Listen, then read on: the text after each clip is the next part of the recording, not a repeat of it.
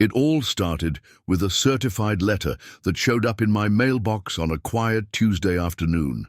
Now, living in Pine Valley Estates for the past 4 years, I was used to getting the occasional notice from our HOA, usually just seasonal reminders about lawn maintenance or the annual community picnic. But this was different. The envelope was thick, heavy, and marked "Urgent Immediate Action Required." Little did I know that this single piece of mail would kick off a 6-month battle that would not only change our entire neighborhood, but expose a web of corruption that went far deeper than any of us could have imagined. Before we jump back in, tell us where you're tuning in from. And if this story touches you, make sure you're subscribed, because tomorrow I've saved something extra. Special for you. I remember standing in my kitchen, coffee in hand, as I opened that envelope. Inside was a stack of papers that looked more like a legal manuscript than a typical HOA notice. The first page had a bold header: "Amended Covenants and Restrictions. UBIM, mandatory compliance required." What caught my eye wasn't just the aggressive tone, but the sheer absurdity of what I was reading. The new rules included things like mandatory exterior paint colors chosen by the board, with paint only available through their approved vendor, weekly inspections of backyard maintenance with a $200 fee per inspection, and, this is the part that made me almost spit out my coffee, required installation of smart surveillance systems that would give the HOA remote access to monitor exterior compliance 24/7. Just to give you an idea of how insane this was, our neighborhood isn't some luxury gated community. Pine Valley Estates is a modest collection of single-family homes in suburban River Heights, where most of us are middle-class families or retirees just trying to live peaceful lives. We've always had basic HOA rules, sure, but nothing like this. Orwellian nightmare I was holding in my hands. The letter went on to state that all homeowners had 30 days to comply with these new regulations or face daily fines, starting at $500. They even included a convenient payment plan option for the required upgrades that would only cost each homeowner about $15,000. The kicker? The approved contractor for all these mandatory changes was a company called View Improvements LLC, a name I'd never heard of before. I'll admit my first reaction was to laugh. This had to be some kind of elaborate joke, right? But as I kept reading, that laughter quickly turned to anger. The final page included a personal note about my property specifically, citing pre-existing violations that needed immediate attention. They'd apparently done a surprise inspection of my property the week before, without my knowledge or consent, and found issues with everything from the height of my grass, apparently 2.5 inches is now too tall, to the color of my mailbox, which, by the way, is the same boring black mailbox that came with the house. What really set alarm bells ringing wasn't just the rules themselves, it was the signature at the bottom of the letter. Instead of being signed by Carol Mitchell, our longtime HOA president, who'd always been reasonable, if a bit overzealous about holiday decorations, this letter was signed by someone named Richard Sterling, with the title Executive Director of Community Standards Enforcement. Since when did our small HOA have an executive director of anything? I spent the next hour poring over these documents, my coffee long forgotten and gone cold. The more I read, the more my gut told me something wasn't right. This wasn't just typical HOA overreach. This felt like something much more calculated. Why the sudden changes? Who was this Richard Sterling? And why did every new rule seem designed to funnel money towards specific contractors and vendors? What I didn't realize then was that this thick envelope sitting on my kitchen counter wasn't just a list of ridiculous new rules.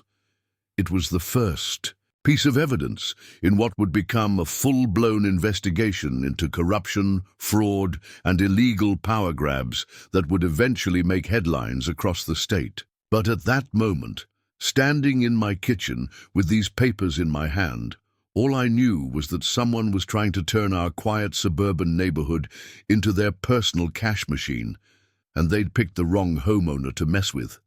I may not be a lawyer, but I am a forensic accountant by profession. Numbers are my life, and something about these numbers just didn't add up. As I would soon discover, I wasn't the only one who thought so, but I was probably the only one in Pine Valley Estates who had the skills and, as it turns out, the legal backing to fight back.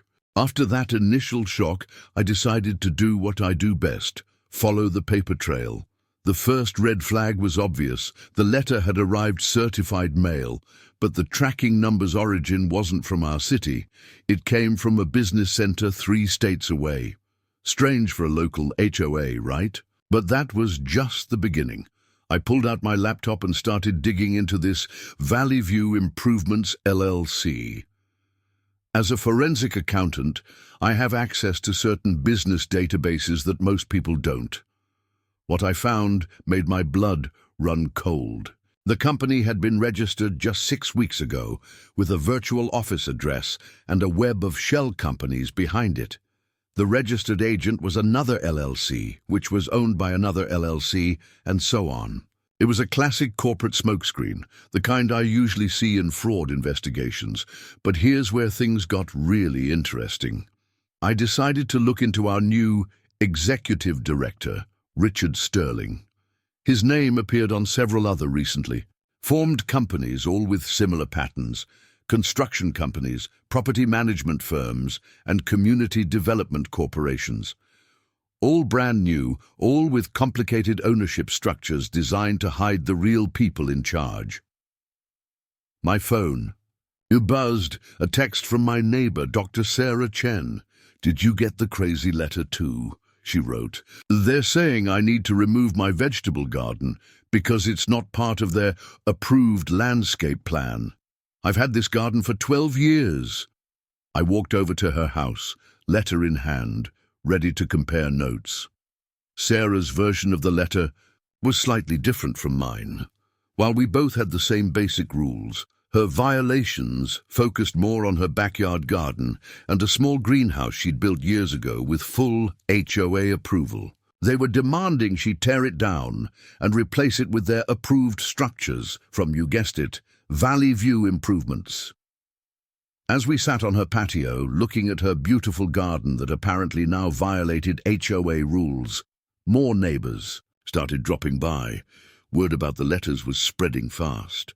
Tom and Maria Rodriguez from across the street had received demands about their solar panels, installed just last year with HOA approval.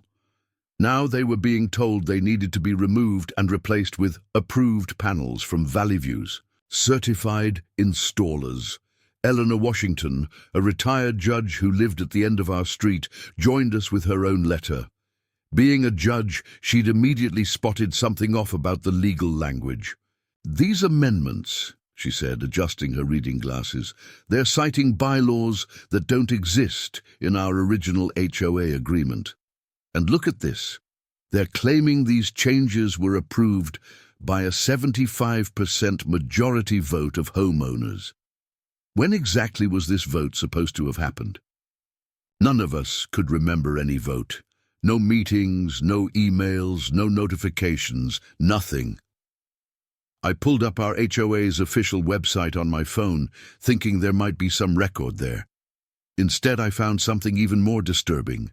The entire website had been replaced. Gone were the familiar pages with our community events and local business advertisements. In their place was a sleek, corporate-looking site with stock photos of luxury homes that looked nothing like our neighborhood. The board members page had been completely revamped. Carol Mitchell's name was nowhere to be found.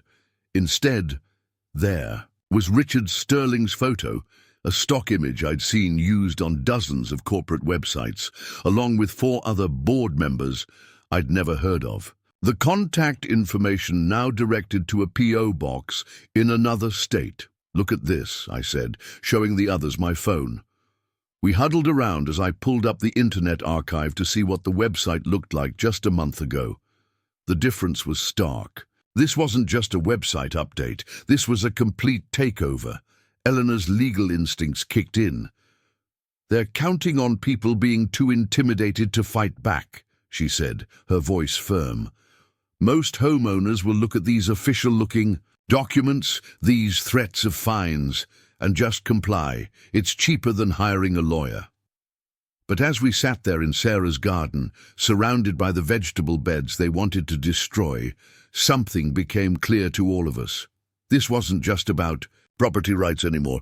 This was about our community. Someone was trying to force us out, or at least squeeze us for every penny they could get. I shared what I'd found about Valley View improvements and the web of shell companies. Sarah pulled out her iPad and started looking up the other contractors mentioned in the documents. Every single one was either newly formed or had connections to Richard Sterling's network of companies. "They've planned this carefully," Eleanor observed, her years of judicial experience evident in her analysis. "They're trying to establish authority quickly, hoping to overwhelm us with demands before anyone can organize any resistance." Classic shock and awe tactics. As the sun started setting over Sarah's soon-to-be illegal garden, we realized this was just the beginning. These letters weren't just random HOA overreach. They were the first move in someone's carefully orchestrated plan. What we didn't know yet was just how deep this conspiracy went, or how many other neighborhoods were being targeted in the same way. But sitting there, watching the sunset with my neighbors, I made a decision. They might have money, lawyers, and fake corporate entities on their side, but I had something better. Skills in forensic accounting, neighbors with valuable expertise, and a community worth fighting for. The battle for Pine Valley Estates was about to begin. The next morning, I decided to do something that in hindsight probably set off a chain of events none of us could have predicted. I created a private Facebook group called Pine Valley Homeowners United and invited everyone I knew from the neighborhood. Within hours, we had over 50 members, and the stories started pouring in. Mike Thompson, who runs the local hardware store, posted about receiving a violation notice for his American flag display, the same one he'd maintained impeccably for 15 years. The new rules apparently required all flags to be purchased from an approved vendor and mounted only with certified hardware. The approved vendor? A company called Patriot Home Supplies LLC, another shell company I quickly traced back to our mysterious Richard Sterling, but it was Diane Patel's post that really caught my attention. As a real estate agent, she had access to property records that most of us didn't. She'd noticed something odd. Over the past 3 months, there had been a surge of property purchases in neighboring communities by various LLCs. All the communities had one thing in common. They were all managed by the same property management company that had just taken over our HOA. Preparing and narrating this story took us a lot of time, so if you are enjoying it, subscribe to our channel. It means a lot to us. Now, back to the story. "This isn't just about Pine Valley," Diane wrote in the group. "They're targeting every HOA community within a 50-mile radius. I've seen this pattern before. It's called a predatory acquisition strategy. They're trying to gain control of entire neighborhoods." The comment section exploded. James Martinez, who lived on Maple Drive, shared screenshots of similar letters from his cousin's HOA in Riverside Gardens, 20 miles away. The language was nearly identical, right down to the mandatory surveillance systems and approved vendors. Was in the middle of analyzing these new developments when my doorbell rang. Standing on my porch was Carol Mitchell, our former HOA president. She looked worried, glancing over her shoulder as if afraid of being seen. "I need to tell you something," she said in a hushed voice, "but not here. Can we talk somewhere private?" We drove to a coffee shop 2 towns over. Carol's hands shook as she pulled out a folder from her bag. 2 months ago," she began, "a man named Richard Sterling approached the board with what he called a community improvement proposal. He represented a company called Progressive Community Management Solutions. They offered to buy out our HOA, contract for 3 times its value. She pushed a document across the table. It was a contract, thick with legal jargon, but certain phrases jumped out. Complete transfer of management authority, unilateral decision-making powers, binding arbitration. The board voted against it, Carol continued. It seemed too good to be true, and some of the terms were concerning. A week later, my car was broken into. Nothing was taken, but my HOA documents were scattered everywhere. Then the threats started. Subtle. At first, then more direct. She pulled out her phone and showed me the texts, veiled references to her grandchildren's school schedule, her husband's golf games, her daily routine. The rest of the board got similar messages. One by one, they resigned. I held out the longest, but when they mentioned my grandson's nut allergy, her voice trailed off. This wasn't just about property values or petty rules anymore. These people had terrorized our board members into resigning. I asked Carol if she'd gone to the police. I tried, she said, but there's no proof it's connected to Sterling. The texts came from burner phones. The break-in was written off as random vandalism. On paper, everything looks legitimate. The board resigned and the management company stepped in, according to some buried clause in our bylaws. Back in my car, I called Eleanor, our retired judge neighbor. Her response was immediate. Don't go home yet. Meet me at my house. And Carol, bring those documents. Within an hour, 7 of us were gathered in Eleanor's study. Me, Carol, Eleanor, Sarah Chen, Diane Patel, Tom Rodriguez, and James Martinez. Each brought their own pieces of the puzzle. Diane had property records showing the pattern of acquisitions. James had evidence of similar takeovers in other communities. Tom, who worked in cybersecurity, had traced the new HOA website's hosting to a server farm known for hosting fraudulent businesses. They're not just forcing out homeowners, Eleanor said, studying the documents. They're creating a monopoly on community services. The approved vendors, the mandatory upgrades, it's all part of a vertical integration strategy. They control the HOA, they control the services, they control the property values. Sarah, who'd been quiet most of the meeting, suddenly spoke up. My brother's a journalist at the State Tribune. He's been investigating corporate takeovers of residential communities. This isn't just happening here. It's a nationwide trend. Investment firms are using HOAs to force out homeowners and flip entire neighborhoods. As we sat there, surrounded by evidence of a conspiracy that seemed to grow larger by the minute, we realized we needed to be careful. These people had already shown they were willing to use intimidation. If we were going to fight back, we needed to be smart about it. First, Eleanor said, taking charge, we document everything. Every letter, every email, every interaction. Tom, can you set up secure communication for the group? Already on it, Tom replied, pulling out his laptop.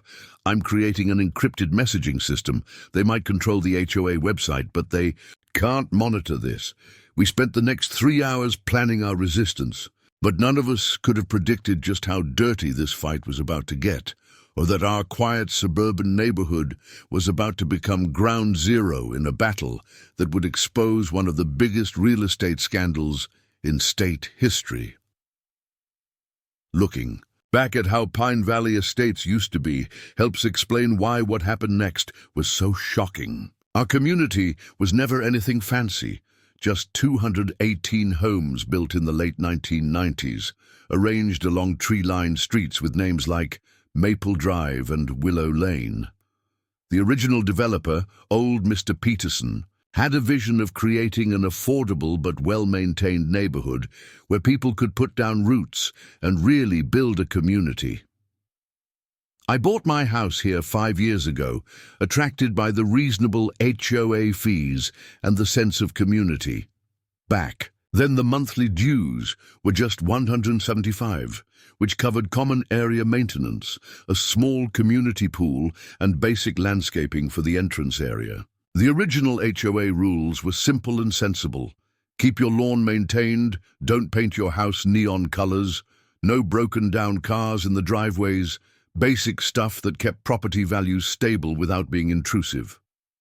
Carol Mitchell, our former HOA president, had been part of the community since day one.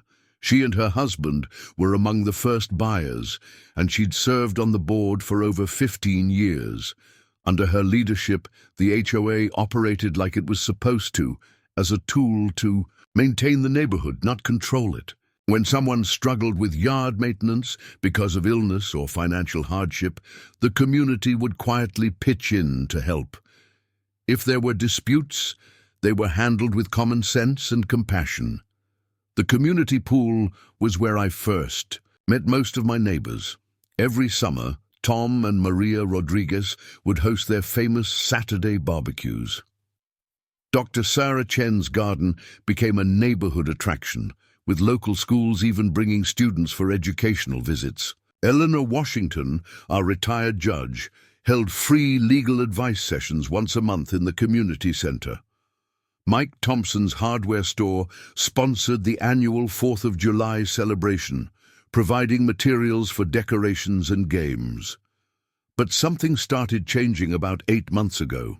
It was subtle at first, so subtle that most of us didn't connect the dots until it was almost too late. It started with the local real estate market. Diane Patel, our resident realtor, noticed that homes in our area were selling unusually quickly, often to LLC buyers who never moved in. These properties would sit empty for months, then undergo massive renovations using out-of-state contractors. Then came the first wave of what we now know was a coordinated plan. The City Council announced a neighborhood improvement initiative that required all HOAs in the area to undergo mandatory audits. The company recommended for these audits Progressive Community Management Solutions, the same company Richard Sterling represented. Around the same time, our community started experiencing strange issues. The pool would break down repeatedly, despite regular maintenance. The landscaping company that had served us for years suddenly went out of business. The local bank that many homeowners used for their HOA auto payments was bought out by a larger corporation, causing payment disruptions that led to late fees. I remember sitting in my home office one evening about 6 months ago, reviewing some forensic accounting cases for work, when I got an email from the HOA about a special assessment for pool repairs. The amount seemed high, $2,000 per household, but the documentation looked thorough. Professional estimates, detailed repair schedules, photos of equipment damage. Most homeowners grudgingly paid it. Now I wonder if that was the test run, seeing how much financial pressure the community would tolerate. The property purchases accelerated. In just 3 months, nearly 20% of our homes were bought by various LLCs. The new owners never moved in, but they always voted in HOA matters through proxy. Looking at the records now, it's clear they were building voting power within the community. Our neighborhood Facebook page, once filled with posts about lost pets and garage sales, began seeing heated discussions about property values and neighborhood standards. Anonymous accounts would comment about the declining character of the community, pointing to things like Sarah's vegetable garden or the Rodriguez's solar panels as examples of uncontrolled modifications. The city council meetings changed, too. New faces appeared, speaking about the need for urban renewal and community standardization. They presented impressive-looking studies about property values and development potential. The terms they used, unified community standards, aesthetic compliance, smart neighborhood integration, are the exact same phrases that appeared in our new HOA rules. But here's what really keeps me up at night. We weren't the first community they targeted, and we certainly weren't going to be the last. While digging through public records, I found similar patterns in communities across 3 states. Always the same sequence: property purchases by LLCs, infrastructure issues, management company takeovers, and then the new rules that forced people out. What made Pine Valley Estates different? Maybe it was our size, small enough to control, but large enough to be profitable. Maybe it was our location, close to a planned development corridor. Or maybe they thought a middle-class neighborhood like ours wouldn't have the resources or will to fight back. But they made one crucial mistake. They didn't realize that our ordinary-looking community was full of people with extraordinary skills. And more importantly, a deep commitment to protecting our homes and each other. As we would soon discover, this wasn't just about housing. It was about something much bigger and much more dangerous. Armed with everything we'd discovered, I decided to take the professional approach first. As a forensic accountant, I've learned that sometimes the best way to handle potential fraud is to give the other party a chance to explain themselves while documenting everything. I drafted a detailed email to Richard Sterling and the new HOA board, copying every homeowner whose email I had. The email was carefully worded, citing specific concerns.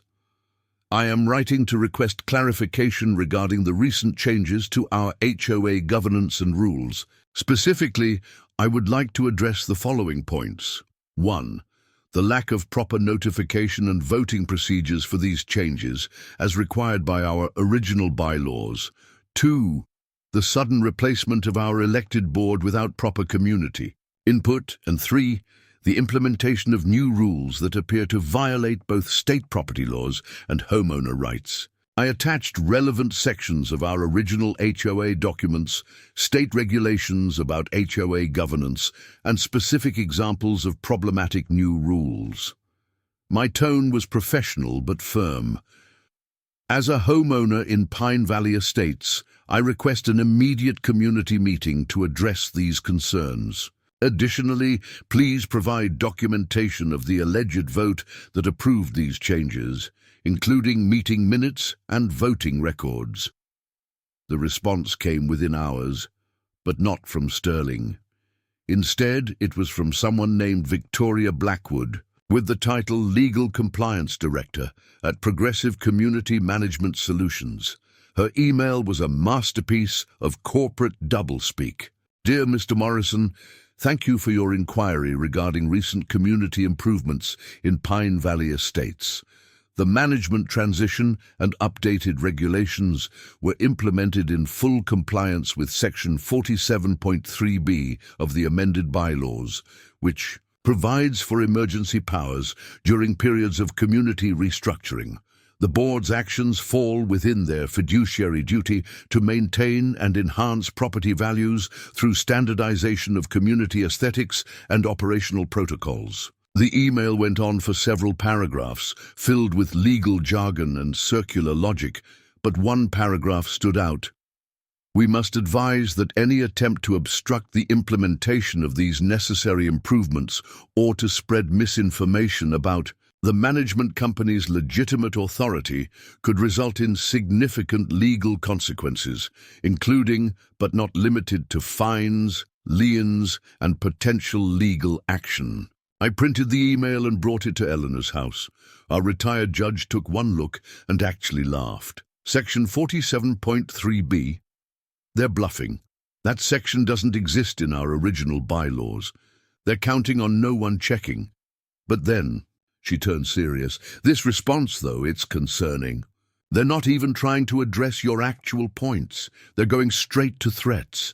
That suggests they're worried about something bigger than just one homeowner asking questions. I was about to respond to Victoria's email when my phone buzzed with a notification from our online banking system. I logged in to find something disturbing. A $5,000 charge from PVHOA Special Assessment had been automatically deducted from my account. I immediately called the bank. "Oh yes," the customer service representative said. "That charge was processed under the pre-authorized HOA payment agreement. It says here it's for emergency community improvements." I wasn't the only one. Within hours, our Facebook group was flooded with posts from neighbors who'd been hit with the same charge. Some had their accounts overdrawn. Others had automatic payments rejected, only to receive immediate violation notices with additional penalties. Tom Rodriguez, who'd been monitoring our secure communication channel, noticed something odd. The charges had been processed through a payment system registered just 3 days ago. "They're moving fast," he said during our emergency video call. "They're trying to establish financial control before we can organize any resistance." Sarah Chen was especially worried. As a doctor working double shifts during flu season, she hadn't had time to change her auto-payment settings. "They took money I need for my malpractice insurance payment," she said, her voice tight with stress. "When I called to dispute it, they said any challenges to HOA charges must go through their approved arbitration process at a cost of $2,500 per complaint. I decided to try one last professional approach. I called Progressive Community Management's listed office number, hoping to speak with someone in authority. The number connected to what sounded like a call center. When I asked for Richard Sterling, the operator put me on hold for 45 minutes. When someone finally came back on the line, it was Victoria Blackwood again. "Mr. Morrison," she said, her voice dripping with artificial concern, "we understand you have concerns about our community improvement initiatives. Perhaps we could schedule a private meeting to discuss your specific situation. We may be able to arrange certain accommodations for cooperative homeowners." It was a perfect example of what I'd seen in other fraud cases, the attempt to isolate and negotiate with potential troublemakers individually. "I'd be happy to meet," I replied, "along with other concerned homeowners and our legal representation." There was a pause. Then, "I see. Well, in that case, I should inform you that your property has been flagged for priority compliance inspection.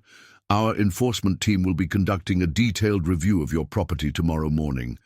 I strongly suggest you address any potential violations before then." As I hung up, I realized we'd just moved past the phase of professional resolution.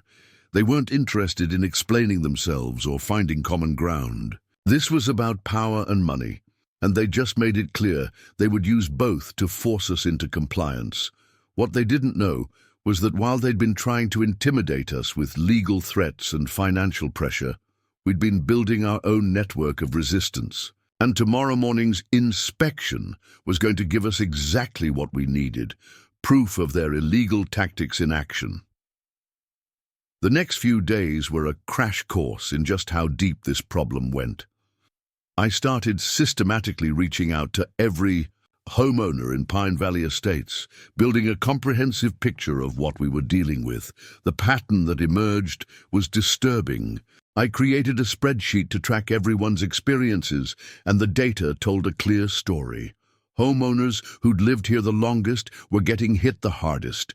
The Hendersons, who'd been here since the neighborhood was built, received violations. For their children's treehouse, a structure that had been approved by the original HOA 15 years ago. The Patel's traditional Diwali decorations, which the community had always celebrated, were suddenly deemed non-compliant with aesthetic standards. But it was Rebecca Martinez's story that really caught my attention.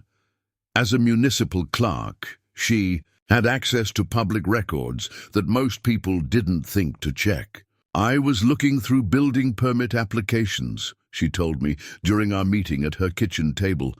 "Every single approved contractor on the HOA's list filed their business licenses on the same day, 3 months ago. They all list the same registered agent, a law firm in Delaware that's known for setting up shell companies." She pulled up more records on her laptop. "Look at this. Progressive Community Management Solutions has taken over 12 other HOAs in our state in the last 8 months. And here's where it gets weird. In every case, the previous board members resigned within weeks of each other." I thought about Carol Mitchell's story of intimidation and wondered how many other board members had faced similar pressure. We needed to find them. Tom Rodriguez, putting his IT skills to work, had set up a secure online form where homeowners could report their experiences anonymously. The responses were overwhelming. Some people had been hit with multiple violations in a single day, all requiring expensive fixes from approved contractors. Others reported strange incidents. Security cameras mysteriously turning to face their properties, unmarked cars parked outside their homes late at night, unexpected inspections while they were at work. Dr. Sarah Chen discovered something particularly troubling through her medical network. 2 other doctors I know, both living in communities taken over by Progressive, sold their homes at a loss within months of the new management taking over. They couldn't deal with the constant violations interfering with their on-call schedules. One was threatened with fines for having her emergency medical vehicle in her driveway, which is protected by state law. Eleanor Washington, our retired judge, had been quietly reaching out to her legal contacts. This goes beyond just HOA abuse. She told us during a meeting in her study, "I found similar cases in 3 other states. The pattern is always the same. A management company takes over, implements impossible rules, and forces people to sell. Then the properties get flipped to luxury developments or commercial zones." She spread out a series of maps on her desk. "Look at this. Every community they've targeted is near a planned development corridor.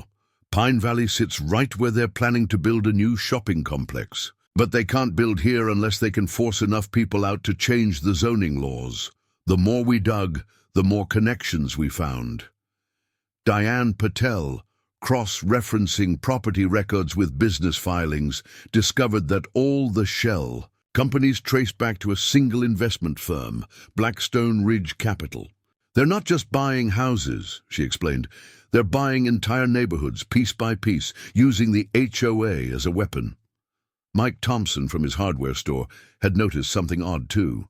All these approved contractors, they're buying supplies in bulk, but not from local businesses. Everything's coming from a single supplier in another state. I looked them up. They're owned by the same investment firm. But perhaps the most chilling information came from James Kumar, who worked in cybersecurity.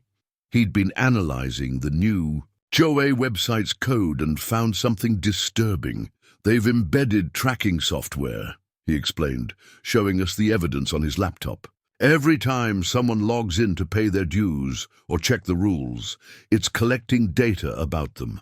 Browser history, location data, even keystrokes. This is way beyond normal website analytics. They're building profiles on every homeowner." They gathered all this information in Eleanor's basement, which had become our unofficial headquarters. The walls were covered with maps, documents, and connection diagrams. It looked like something out of a crime thriller, but this was real, and it was happening in our own backyard. "They're not just trying to control our neighborhood," Eleanor said, studying the evidence wall. "They're creating a blueprint for how to take over any community they want. If they succeed here, they'll replicate this everywhere." As we sat there, surrounded by evidence of a conspiracy that seemed to grow larger by the hour, we realized we weren't just fighting for our homes anymore. We were fighting against a corporate machine that was threatening the very idea of community, ownership. But knowledge is power, and with every piece of information we gathered, we were building a stronger case against them. Little did we know, they were watching our every move and about to show us just how far they'd go to stop us from exposing the truth. The first sign that they were ramping up their tactics came on a quiet Sunday morning. I was reviewing some of the documents we'd gathered when I noticed something unusual through my home office window. A group of 3 people in matching navy blue polo shirts with Community Compliance Team embroidered on them were methodically moving down the street. They carried tablets and what looked like professional camera equipment. I grabbed my phone and started recording. These weren't the usual inspectors we'd seen before.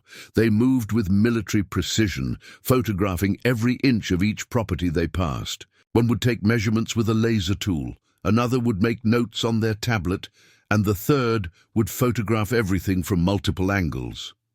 I sent a quick alert through our secure messaging system. New inspection team on Maple Drive. More professional than before. Everyone document everything. Within minutes, responses started flooding in.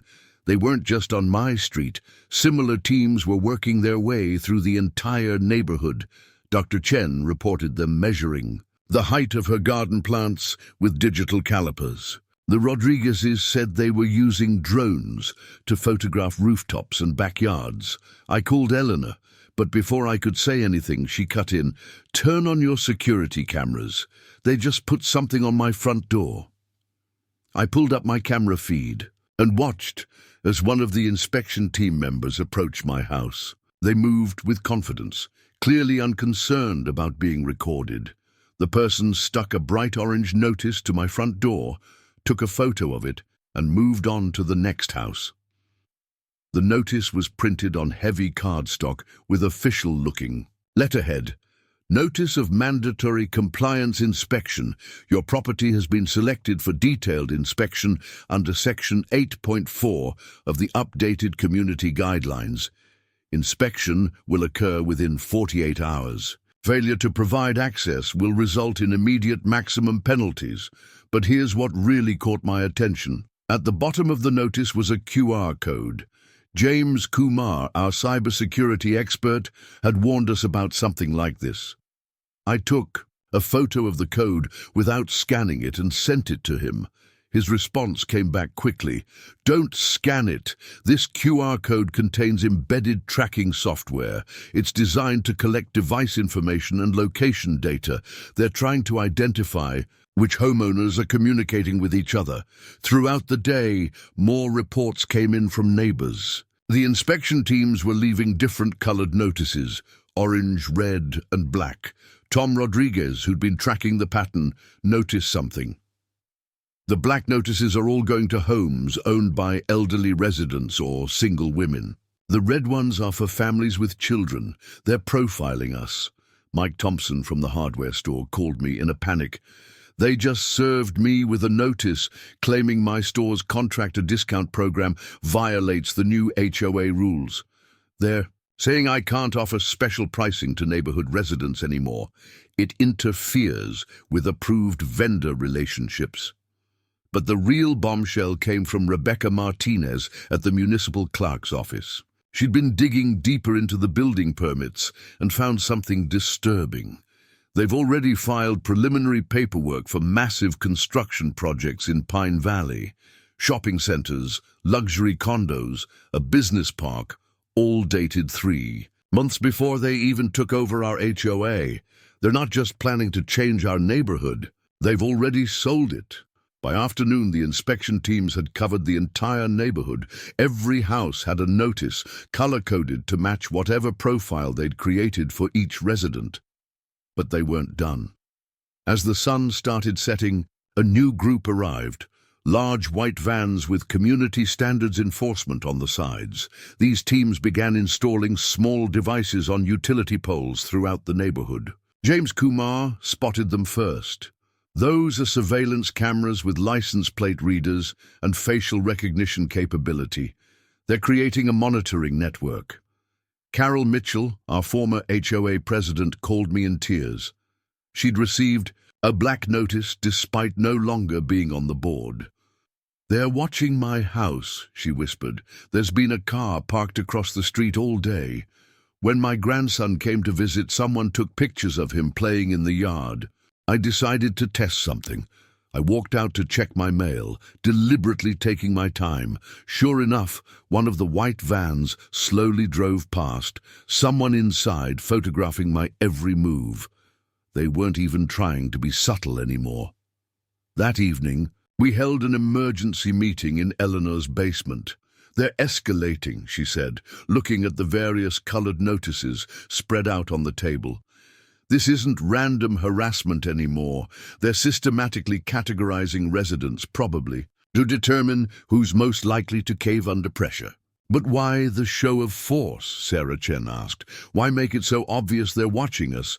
"Because they want us to know," I replied, thinking about my own background in forensic accounting. This is a classic intimidation tactic. They're trying to make us feel powerless, to show us they have complete control. What we didn't realize then was that this display of force wasn't just about intimidation, it was preparation. They were mapping our neighborhood, profiling residents, and setting up surveillance for something bigger, much bigger, and we were about to find out exactly what they had planned. That night, I couldn't sleep. Something about the whole situation kept nagging at me. After tossing and turning for hours, I got up and went to my home office. As a forensic accountant, I've learned to trust my instincts when numbers don't add up, and right now something definitely felt off. I pulled out my original home purchase documents, all 457 pages of them. Most people never read these completely, but in my line of work, the devil is always in the details. I started from the beginning, methodically going through every page, every footnote, every reference. Around 3 a.m., fueled by coffee and determination, I found it. Hidden in the appendix of the original community establishment documents was something remarkable. When Pine Valley Estates was first developed, the original owner, Mr. Peterson, had included a unique clause. Any fundamental changes to the community structure required not just a board vote, but a supermajority approval from all original deed holders. But that wasn't all. There was a second clause that made my heart race. In the event of any attempted modification of these foundational covenants without the required supermajority approval, all properties revert to the governance structure established in the original 1998 agreement. I immediately called Eleanor, not caring about the time. She answered on the first ring. Apparently, I wasn't the only one who couldn't sleep. "Get over here," I said. "I found something big." 20 minutes later, we were in my office, spreading documents across my desk. Eleanor's legal expertise helped confirm what I'd found. "This is incredible," she said, reading through the clause. "This isn't just about voting rights. This is a fail-safe. Mr. Peterson built in a legal reset button." I pulled up property records on my computer. Look at this. Mr. Peterson still owns a small parcel of land at the edge of the development. It's undeveloped, just a quarter acre of woods, but it means he's still technically an original deed holder. Eleanor's eyes widened. And if he's still a deed holder, then none of these changes are legal without his approval. I finished. We spent the next hour verifying every detail. The clause was ironclad, written in language that even modern corporate lawyers would have trouble circumventing. But we had another problem. We needed to find Mr. Peterson. I started searching public records while Eleanor made calls to her legal contacts. Around 5 a.m., we found him. William Peterson, now 82, was living in a retirement community about 30 miles away. But here's where it got really interesting. When I dug deeper into property records, I discovered something that made me literally laugh out loud. That small parcel of land Mr. Peterson still owned. It sat directly in the middle of where Progressive Community Management's planned shopping complex would need to go. "They didn't find this in their due diligence," Eleanor said, a smile spreading across her face. "They were so focused on taking control of the HOA, they missed the most basic property search. As the sun began to rise, we kept digging. The more we looked, the more we found." The original community charter had other protective clauses too. Restrictions on commercial development, requirements for green space preservation, even specific protections for homeowners against excessive rule changes. "This isn't just leverage," Eleanor said, reviewing the documents. "This is a kill switch. If we can prove they implemented changes without proper approval, which they did, everything they've done since taking over is legally void." I was about to respond when my phone buzzed. It was a text from James Kumar. "Emergency, check your email now." I opened my inbox to find an email from Progressive Community Management, timestamped 5:30 a.m. "Notice of emergency bylaw amendment. Effective immediately, all historical community documents predating January 1st, 2024 are superseded by updated governance standards. All property owners must sign new agreements within 72 hours or face immediate maximum penalties. They knew. Somehow they knew we were onto something. "Look at the timing," Eleanor said, reading the email. "They're in panic mode. They wouldn't push something this aggressive unless they were worried." I forwarded the email to our secure group chat. Within minutes, responses started pouring in. They'd sent the same notice to everyone, but with different deadlines. Some people had 72 hours, others only 24. "They're trying to force this through before we can act," Eleanor said. "But they just made a huge mistake. This kind of emergency amendment isn't just against our original charter, it's against state law. They've given us documented proof of illegal activity." As we sat there, surrounded by papers and possibilities, a plan started forming. We had the legal leverage we needed, but we also knew Progressive wouldn't go down without a fight. They had money, lawyers, and corporate backing. We had Mr. Peterson's phone number and a lot of determination. "We need to move. Fast," Eleanor said, gathering the documents. "Once they realize what we've found, they'll try everything to stop us." She was right, of course. But what we didn't know then was just how far they'd go to keep their plans on track, or that our quiet search through old documents was about to trigger a chain of events that would expose corruption far beyond our little neighborhood. With our newfound leverage, it was time to test the waters, but we had to be smart about it. If we showed our full hand too early, Progressive would have time to prepare countermeasures. Eleanor and I decided to start with something small but significant. I drafted a carefully worded email to Victoria Blackwood, copying the entire HOA board and Richard Sterling. "Pursuant to the original community charter, specifically Article 7, Section 12, I am formally requesting all documentation related to the recent governance changes, including proof of supermajority approval from original deed holders." Then, to test their reaction, I added, "I've been in contact with Mr. William Peterson regarding these matters." I didn't specify which matters or what he'd said. Let them sweat about what we might know. The response was faster than we expected. Within an hour, my phone rang. It was a new player, Alexander Chase, identifying himself as Chief Legal Officer for Progressive Community Management Solutions. "Mr. Morrison," he began, his tone carefully measured, "I understand you've been raising some concerns about our community improvement initiatives. Perhaps we could schedule a private meeting to discuss any misunderstandings." "I'm happy to meet," I replied, following our planned script. "But first, I'll need those documents I requested, particularly the supermajority approval records." There was a pause. "Those particular documents are currently under legal review. However, I'm authorized to offer you a significant reduction in your compliance requirements if we can resolve this matter." Quietly, I pressed the speakerphone button so Eleanor could hear. "Are you suggesting that my legal rights under the original charter are negotiable?" Another pause. "Mr. Morrison, I don't think you understand the complexity of modern community governance. The original charter, while historically interesting, has been superseded by current operational necessities.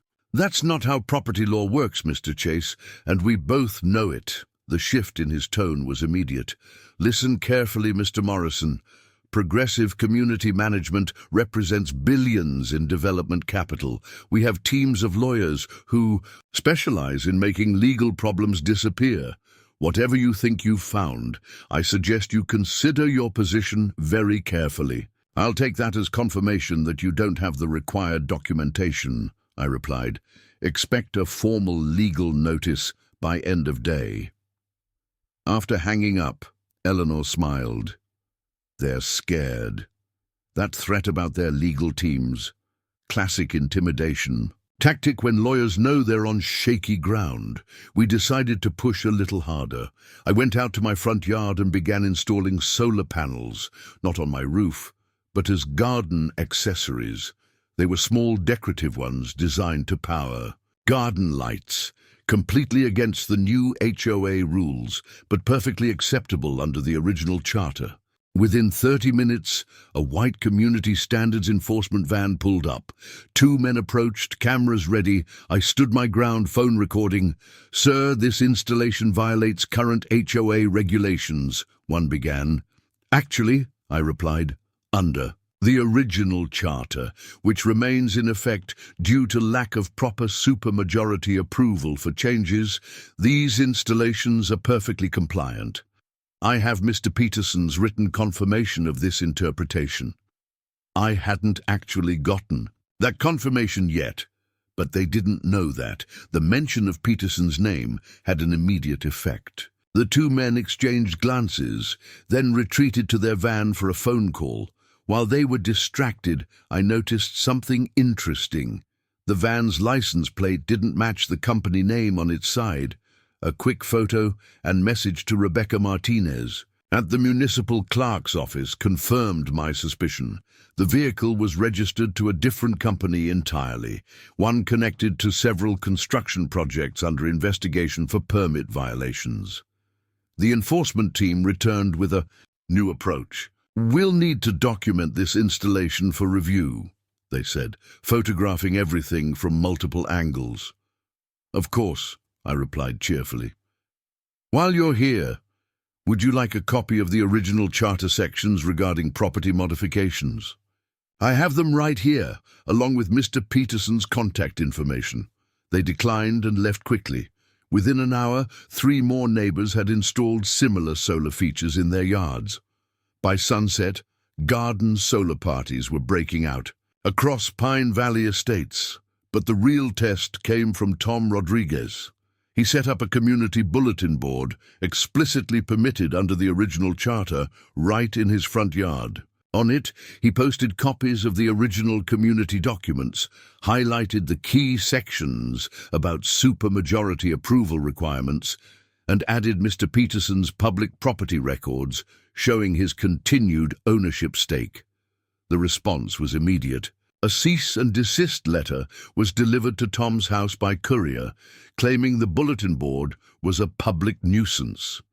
Tom responded by adding the cease and desist letter to the display, along with relevant sections of state law protecting community information sharing. We were poking the bear and we knew it. But each small act of resistance gave us more information about their tactics and reactions.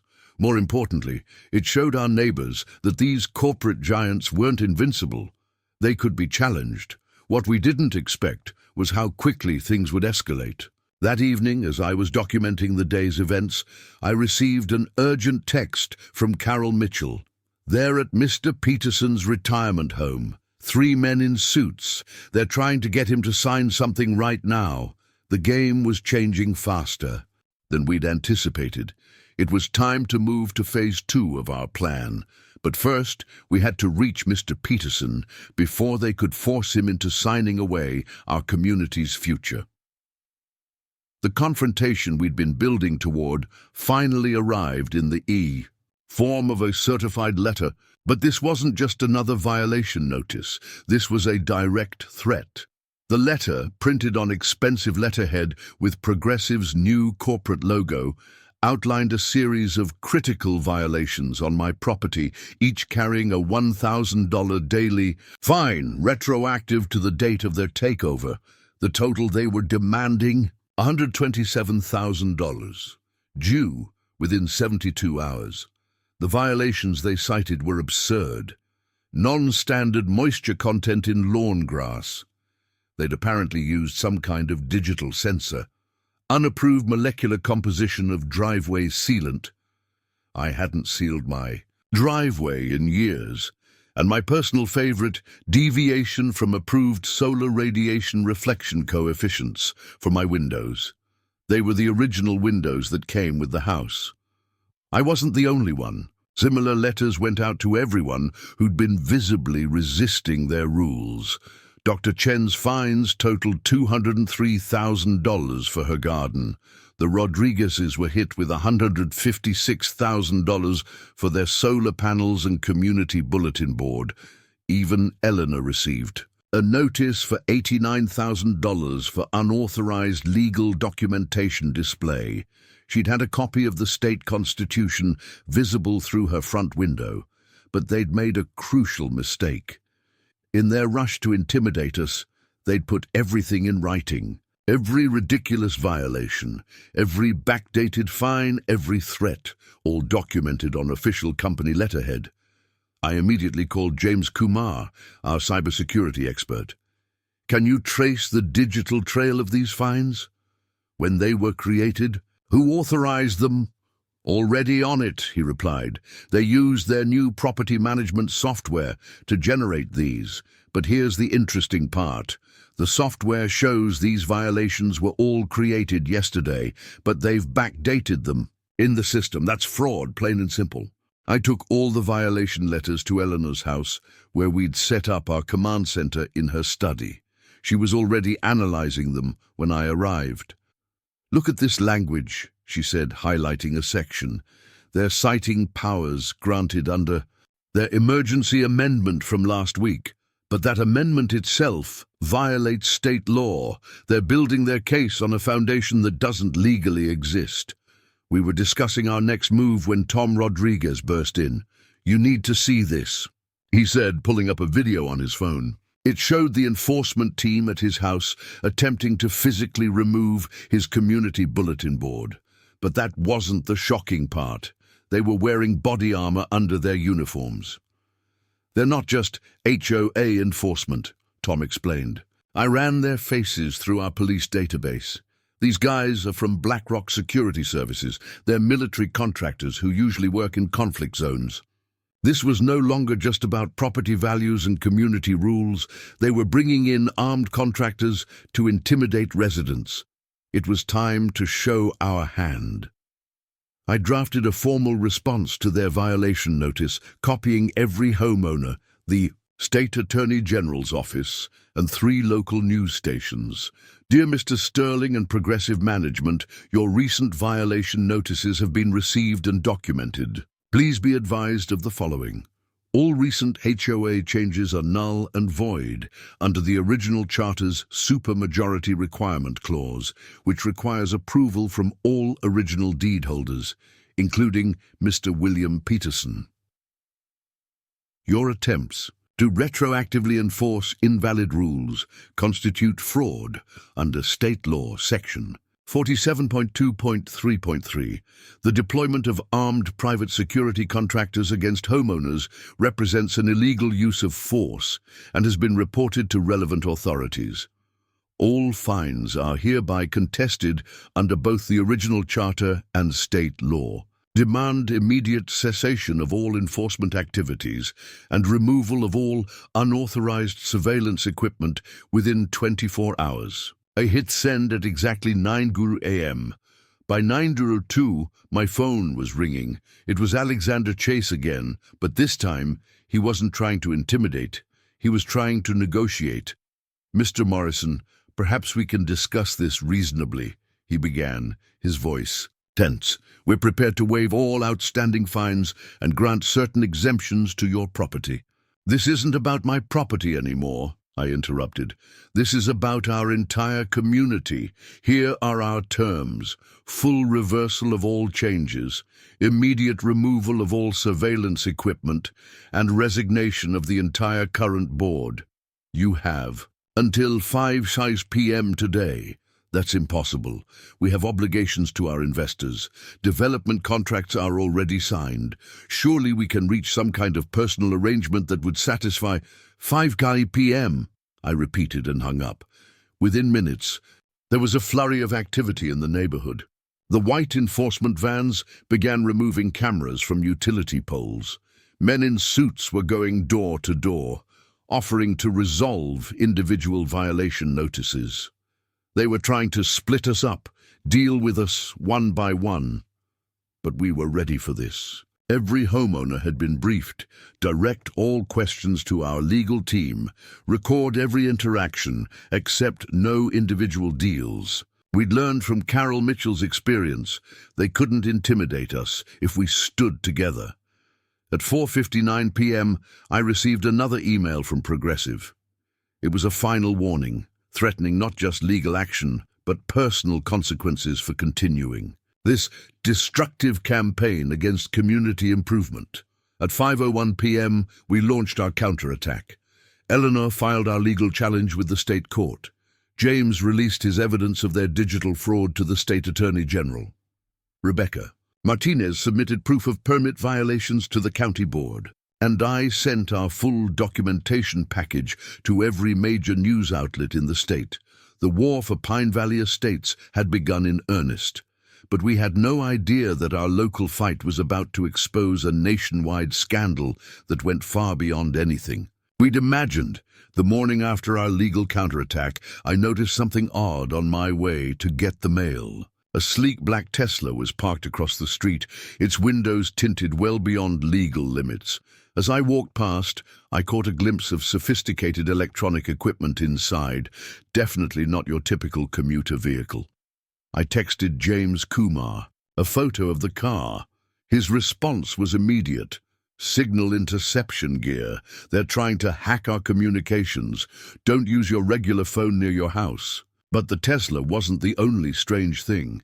Rebecca Martinez called from the municipal clerk's office, her voice hushed. Someone just pulled all the Pine Valley development permits from our system. Not just accessed them, completely deleted them. This isn't supposed to be possible. These records are required by law to be maintained. I asked her to check something specific. Look up the original 1998 property records, especially anything with William Peterson's signature. The pause on the other end was telling. They're gone. All of them. Every digital record of the original. Community charter and property deeds has been wiped clean. Thankfully, we'd anticipated something like this. Eleanor had already filed physical copies of all crucial documents with the state court and her old law firm's secure storage.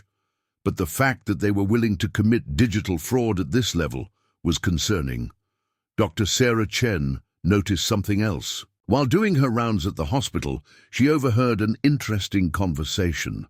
Two real estate developers were discussing a massive project called Operation Clean Slate.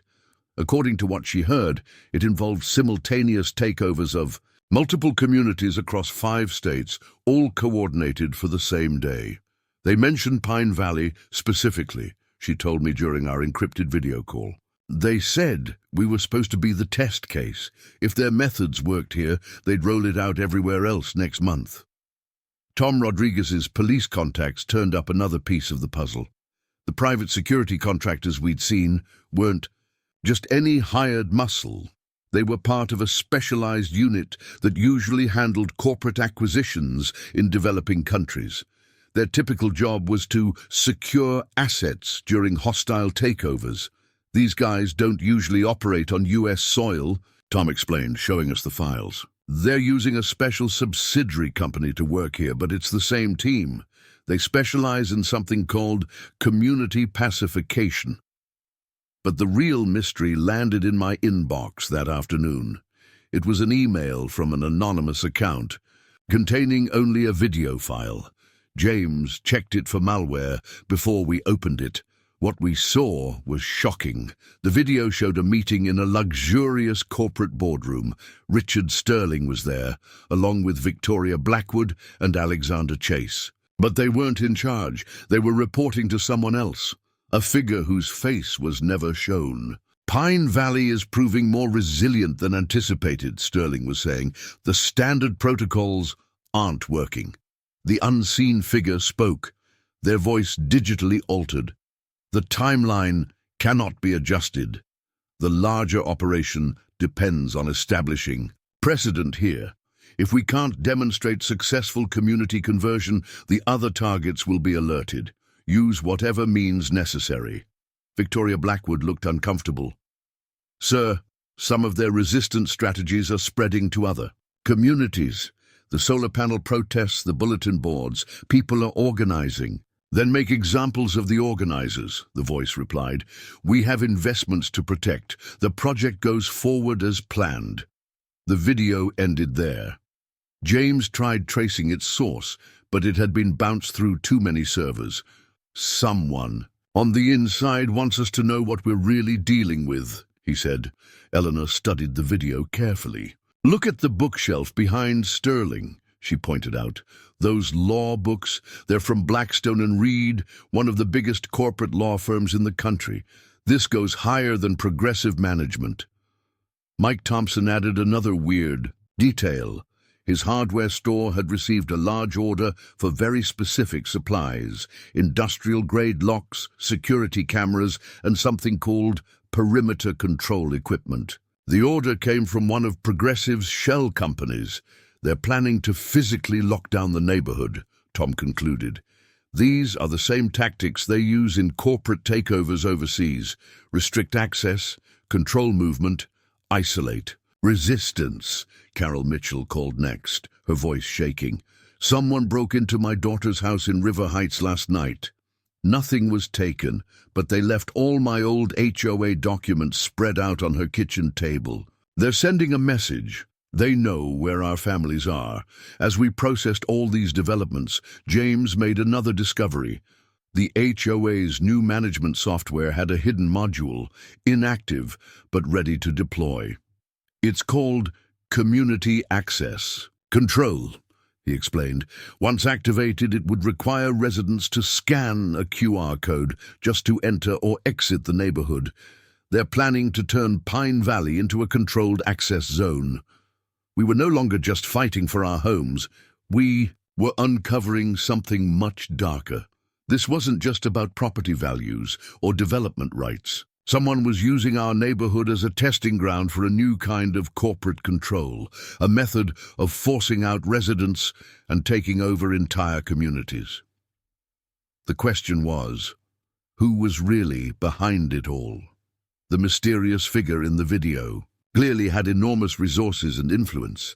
We were dealing with something far bigger than a simple HOA dispute, and we needed to find out what it was before their larger operation could begin.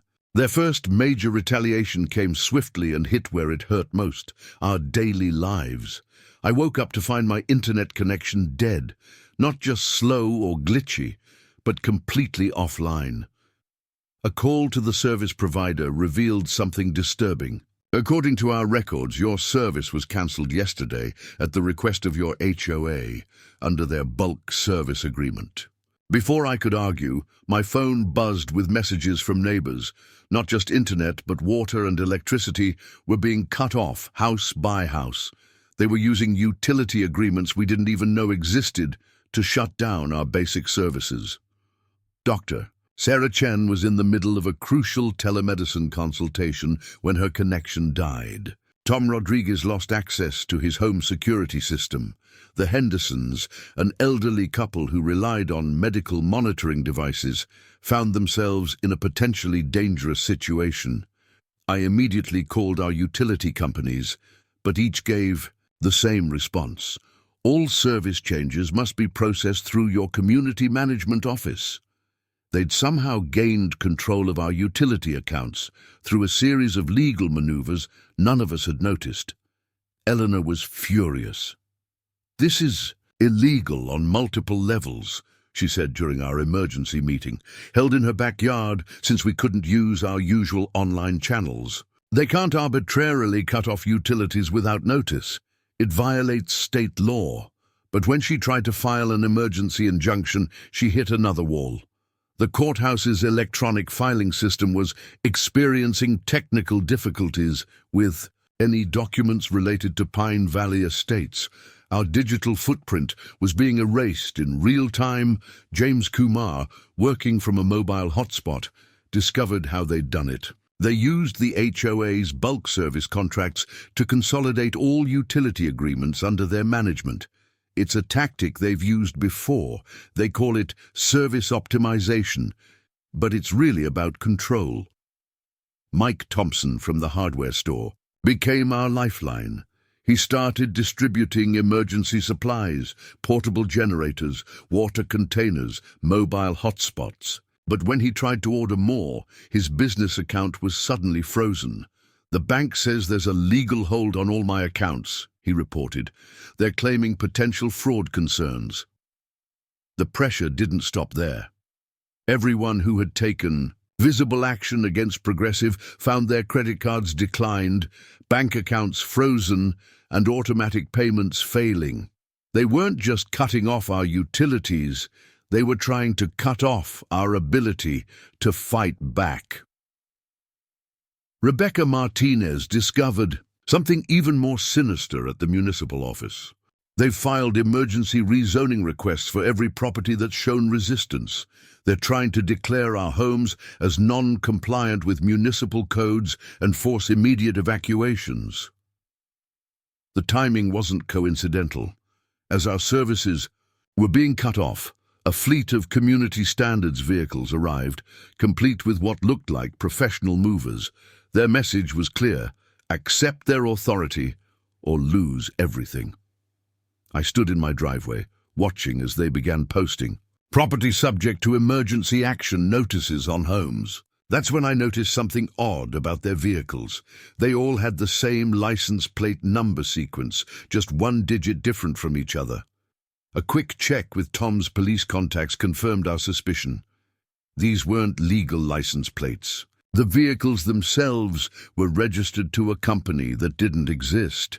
They were using fake credentials to impersonate official authorities. Carol Mitchell called in a panic. "They just showed up at my daughter's house with eviction papers. They're claiming her mortgage is in default because of unpaid HOA fees we never even knew about." We needed to act fast. Using Mike's remaining business connections, we set up an emergency supply network. Neighbors with working utilities ran extension cords to those without power. Those with working internet created local hotspots. We established a chain of runners, mostly teenagers on bikes, to maintain communication when digital channels failed. Dr. Chen turned her garage into a makeshift medical station for monitoring the Hendersons and others with health concerns. The Rodriguez's solar panels became a crucial power source for several homes. Every act of help was also an act of defiance. But Progressive wasn't done. As evening fell, they launched their next attack. Sound trucks arrived, positioning themselves throughout the neighborhood. They began broadcasting announcements. "This is an emergency community notification. All residents must verify their occupancy status at the central office within 24 hours. Non-compliant properties will be subject to immediate vacancy orders." The volume was deliberately set just below the legal limit for noise ordinances, loud enough to be disruptive, but not quite illegal. They were trying to wear us down through sleep deprivation and constant stress. That's when I received a text from an unknown number. "Check your mail now." In my mailbox was a single USB drive. When James analyzed it securely, we found something unexpected: internal Progressive management emails discussing Operation Clean Slate in detail. Someone on the inside was helping us, but we had no time to celebrate this small victory. As night fell, the enforcement teams began setting up portable floodlights, bathing our homes in harsh white light. They were settling in for a siege, trying to break our resistance through sheer exhaustion and disruption. We needed to move faster than they could. Our evidence of their illegal activities was growing, but with our communications and legal channels blocked, we had to find another way to fight back. The question was, how do you resist when they control every aspect of your daily life? The next phase of their attack was calculated and relentless. Every morning brought new violations, each more absurd than the last. They weren't just targeting visible acts of resistance anymore. They were manufacturing violations out of thin air. At 7 a.m. sharp, I received a violation notice for unauthorized atmospheric particulates from my chimney. I don't even have a fireplace. Dr. Chen was cited for non-compliant photosynthetic activity in her garden, literally claiming her plants weren't growing in an approved manner. The Rodriguezes got hit with a violation for unauthorized sound wave propagation because their wind chimes were supposedly disrupting community harmony. But the really insidious part was how they started targeting people's livelihoods. Tom Rodriguez, who worked from home in cybersecurity, suddenly found his professional certifications being questioned. Anonymous complaints had been filed with his licensing board, claiming he was operating an illegal business from his residence. Dr. Chen discovered that someone had filed complaints with the medical board, suggesting she was running an unauthorized clinic from her home, all because she'd helped monitor the Hendersons' health equipment during the power outages. Even Mike Thompson's hardware store started getting surprise inspections from various agencies, all triggered by anonymous concerns. The pressure was psychological too. Every time someone left their house, a community standards vehicle would follow them.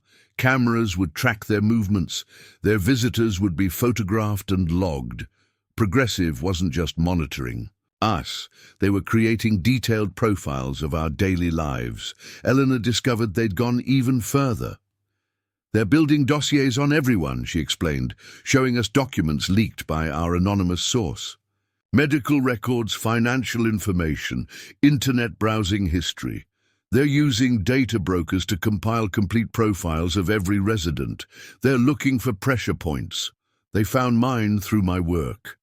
As a forensic accountant, my professional reputation is everything. Suddenly, anonymous posts started appearing on industry forums, questioning my methods and ethics. Clients began receiving letters suggesting I was under investigation for fraud. They were trying to destroy my credibility before I could expose theirs.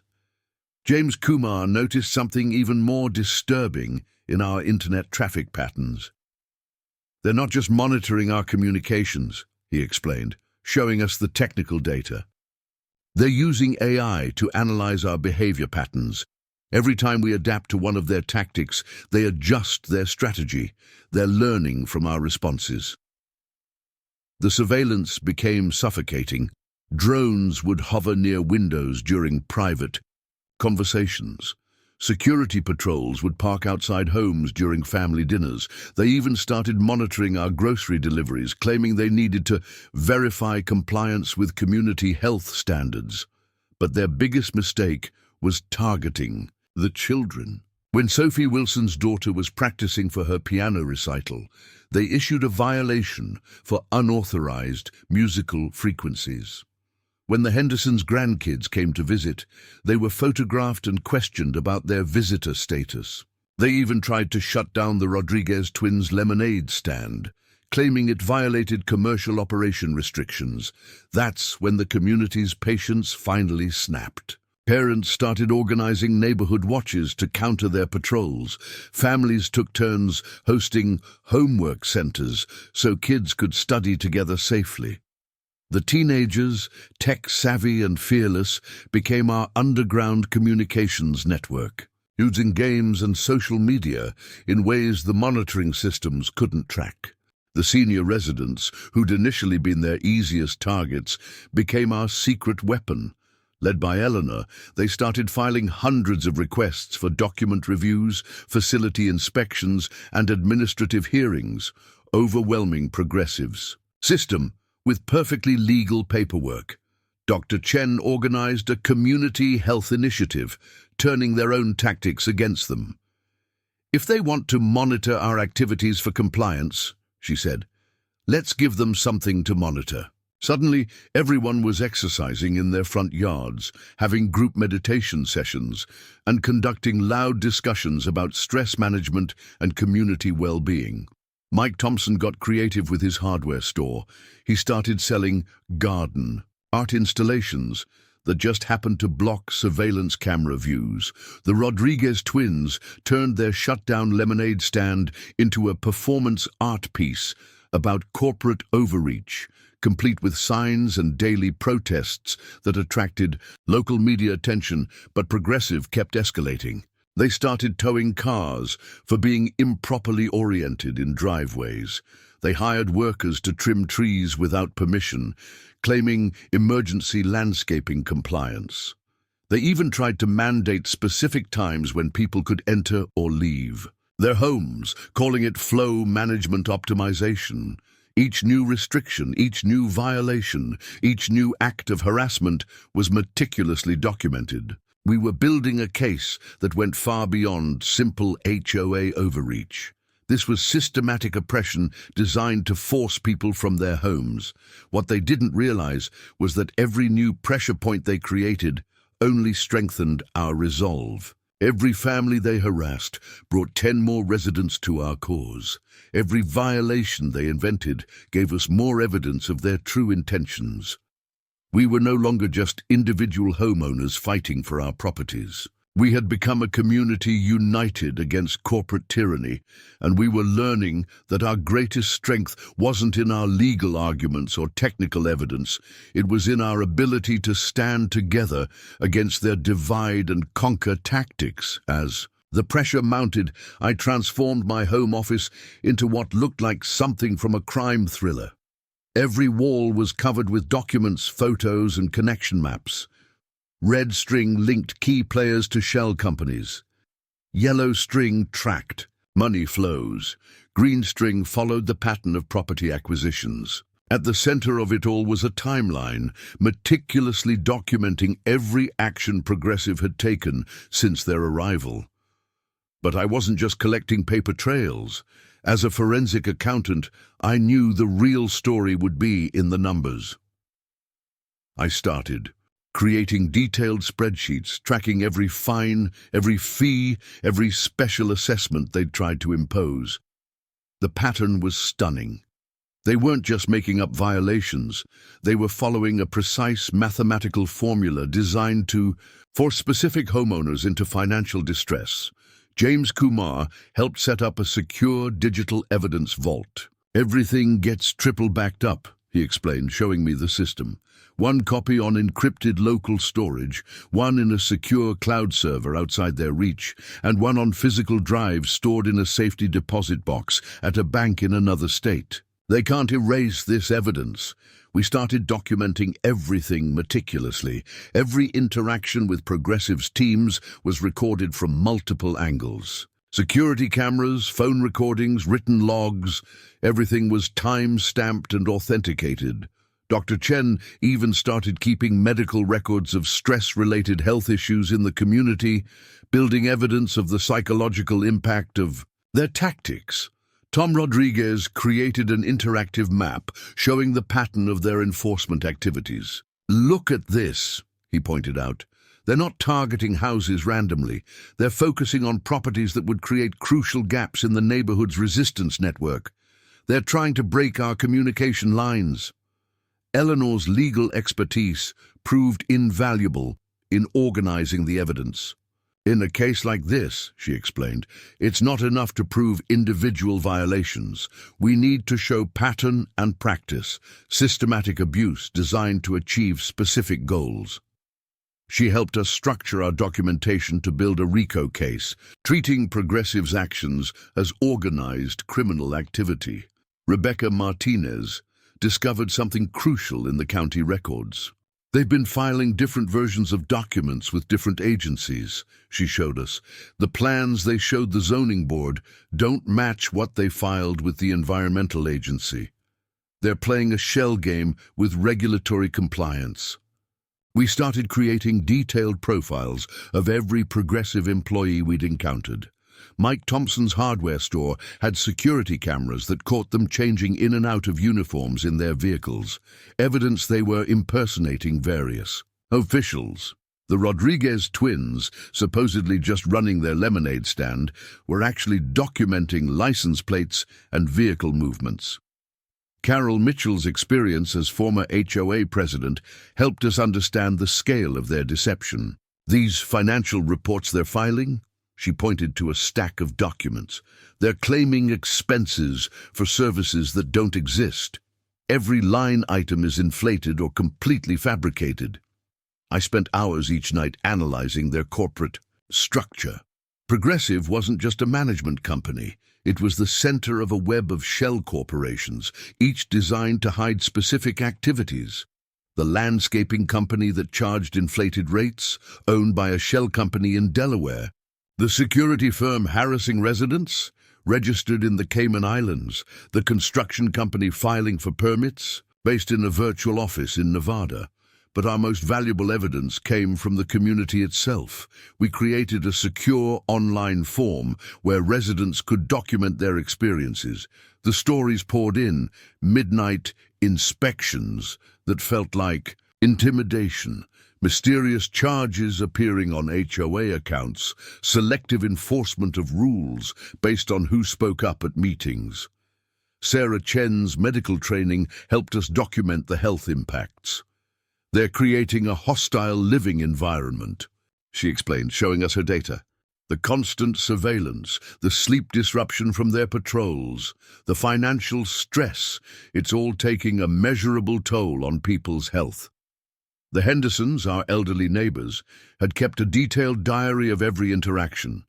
Mrs. Henderson's careful notes about conversations, timestamps, and specific threats proved invaluable. I may be old, she said, but I know how to keep good records. We even started documenting the weather. When they cited homes for non-compliant moisture levels in lawns, we had rainfall data to prove their measurements were impossible. When they claimed solar panels were reflecting light dangerously, we had sun angle calculations to show they were lying. James set up a secure mesh network throughout the neighborhood, creating a communication system they couldn't monitor or shut down. Every piece of evidence, every new document, every recorded interaction was immediately backed up and distributed across multiple secure locations. What emerged wasn't just evidence of HOA overreach, it was proof of a sophisticated criminal enterprise, using homeowners' associations as weapons for forced property acquisition. We were documenting something that went far beyond Pine Valley estates, something that threatened communities across the country. But as our evidence mounted, so did the risk. These weren't just paper-pushing corporate bureaucrats we were dealing with. They were willing to break laws, threaten families, and destroy lives to achieve their goals. And we were building a case that could expose their entire operation. We needed to move fast, but we also needed to be thorough. One mistake, one missing document, one gap in our evidence chain could give them the opening they needed to discredit everything we'd gathered. The stakes weren't just our homes anymore. We were building a case that could change how these predatory takeovers operated nationwide. The true scope of Progressive's impact became clear when we started hearing from people beyond Pine Valley Estates. It began with a call from Maria Rodriguez's sister in Oakwood Commons, a community 30 miles away. "They're doing the same thing here," she said, her voice shaking.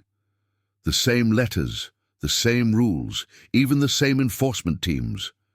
We thought we were alone. Soon, similar reports started flooding in. Dr. Chen's colleague in Riverside Gardens reported identical surveillance systems being installed. Mike Thompson's supplier mentioned 3 other communities where hardware orders had been cancelled through HOA intervention. Each story followed the same pattern: sudden management changes, impossible rules, aggressive enforcement. The Wilsons' teenage daughter, Emma, turned out to be our unexpected connection to other affected communities. Through social media, she'd created a network of teens sharing their families' experiences with Progressive. "It's happening everywhere," she reported during one of our emergency meetings.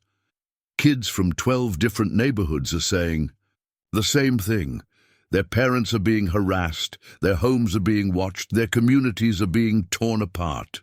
Carol Mitchell's investigation revealed something even more disturbing. As former HOA president, she still had contacts in other communities. "I found 23 former board members who were forced out through intimidation," she explained, spreading photos across my desk. "Look at these threats. They're identical to what I received. Same wording, same timing, same pressure points. The impact wasn't just local anymore. Rebecca Martinez discovered similar cases in 3 neighboring states.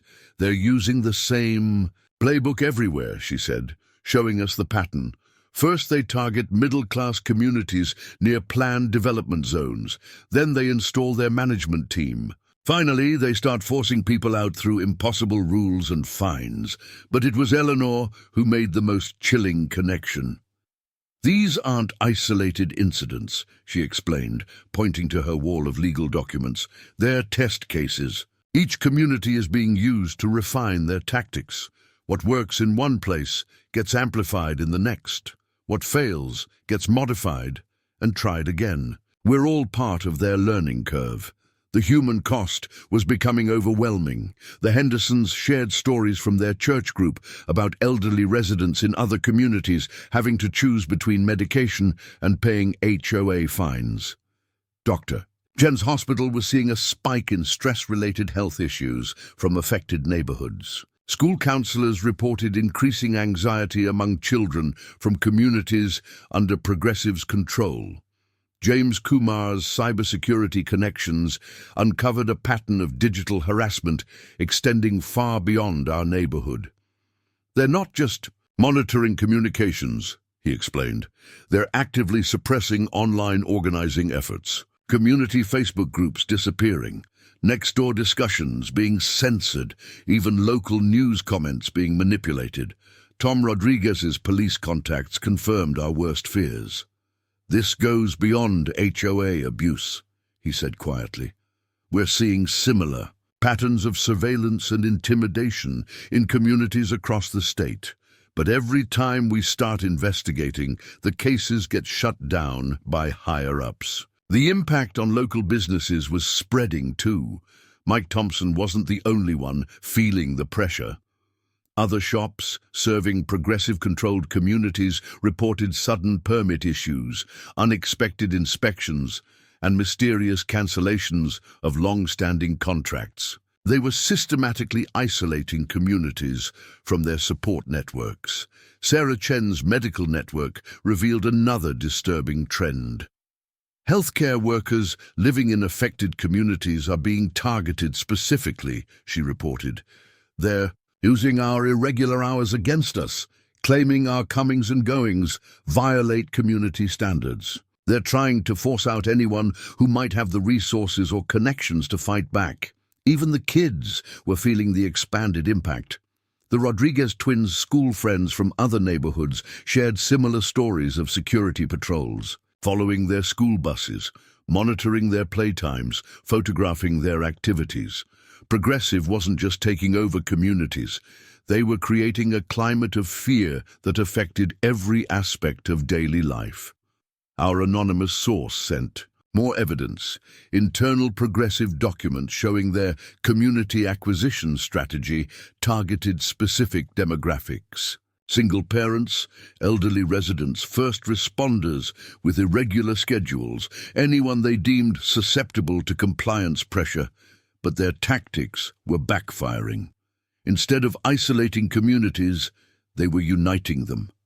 The Wilson's daughter organized a multi-community teen protest through TikTok.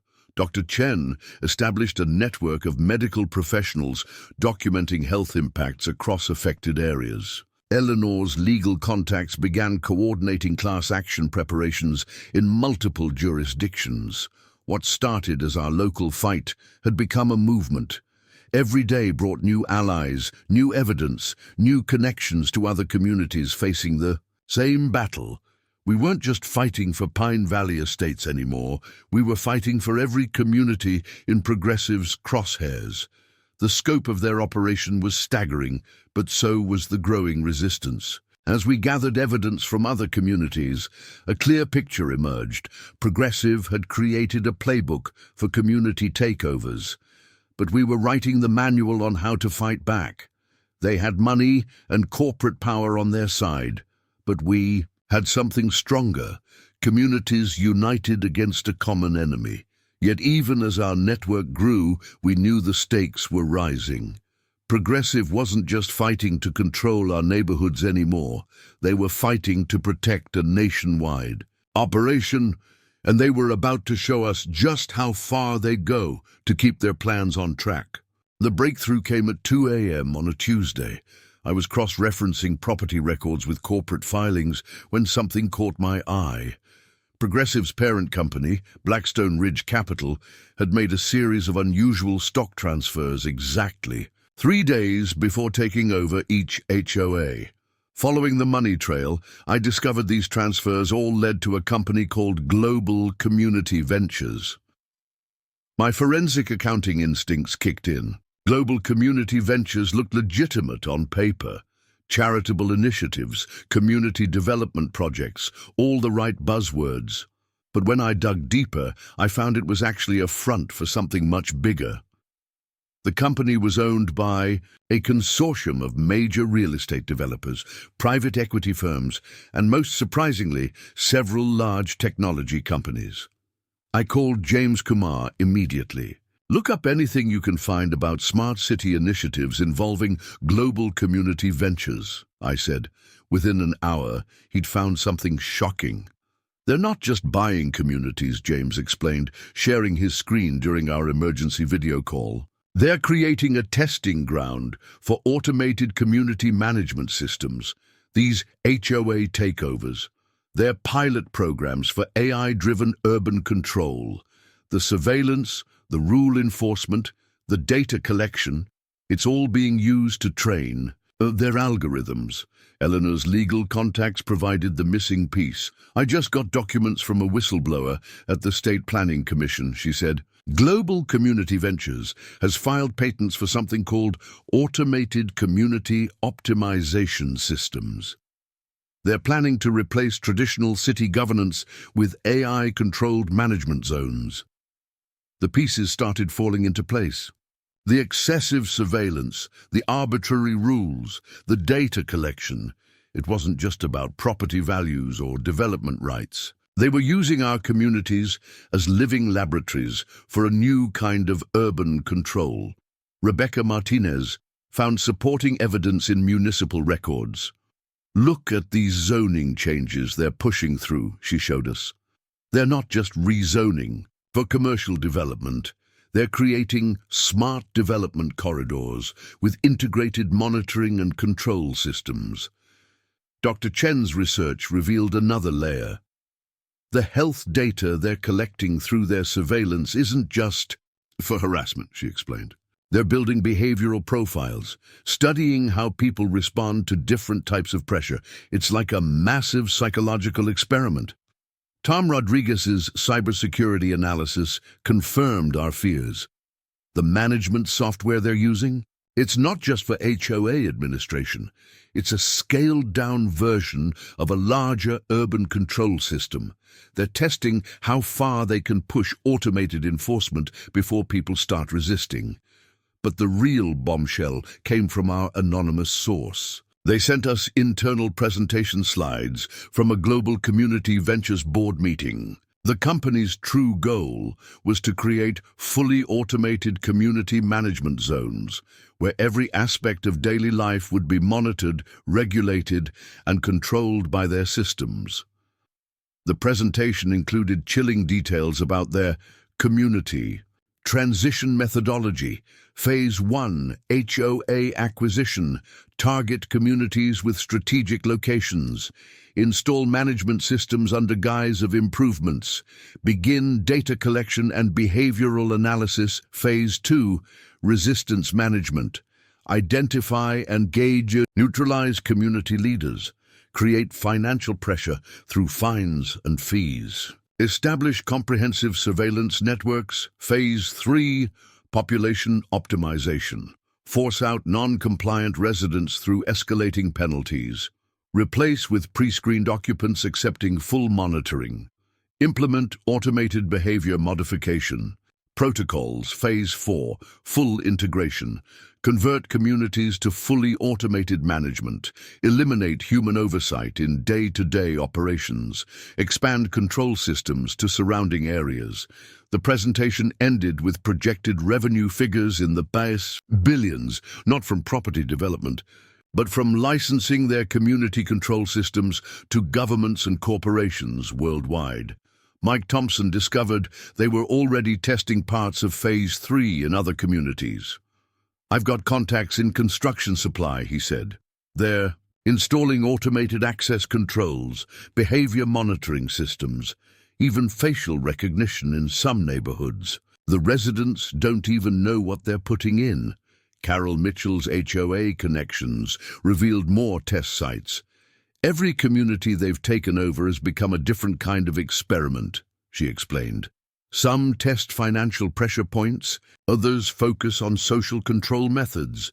They're refining their system through trial and error with real people's lives." The scope of their plan was staggering. This wasn't just about Pine Valley Estates or even the other communities they'd targeted. This was about creating a blueprint for automated social control, using HOAs as their testing ground. James found evidence they were already selling data from their test communities. They're tracking everything: shopping patterns, social interactions, daily routines. They're building a massive database of human behavior under pressure. And companies are paying millions for this data. Our resistance wasn't just fighting against an aggressive HOA anymore. We were standing in the way of a multi-billion-dollar plan to revolutionize urban control. No wonder they were willing to go to such extremes to break our community. But this discovery also gave us power. We weren't just uncovering HOA abuse, we were exposing a conspiracy that threatened the very concept of free communities. And that made our fight much bigger than our neighborhood. With our newfound understanding of what we were really fighting against, we began building our case methodically.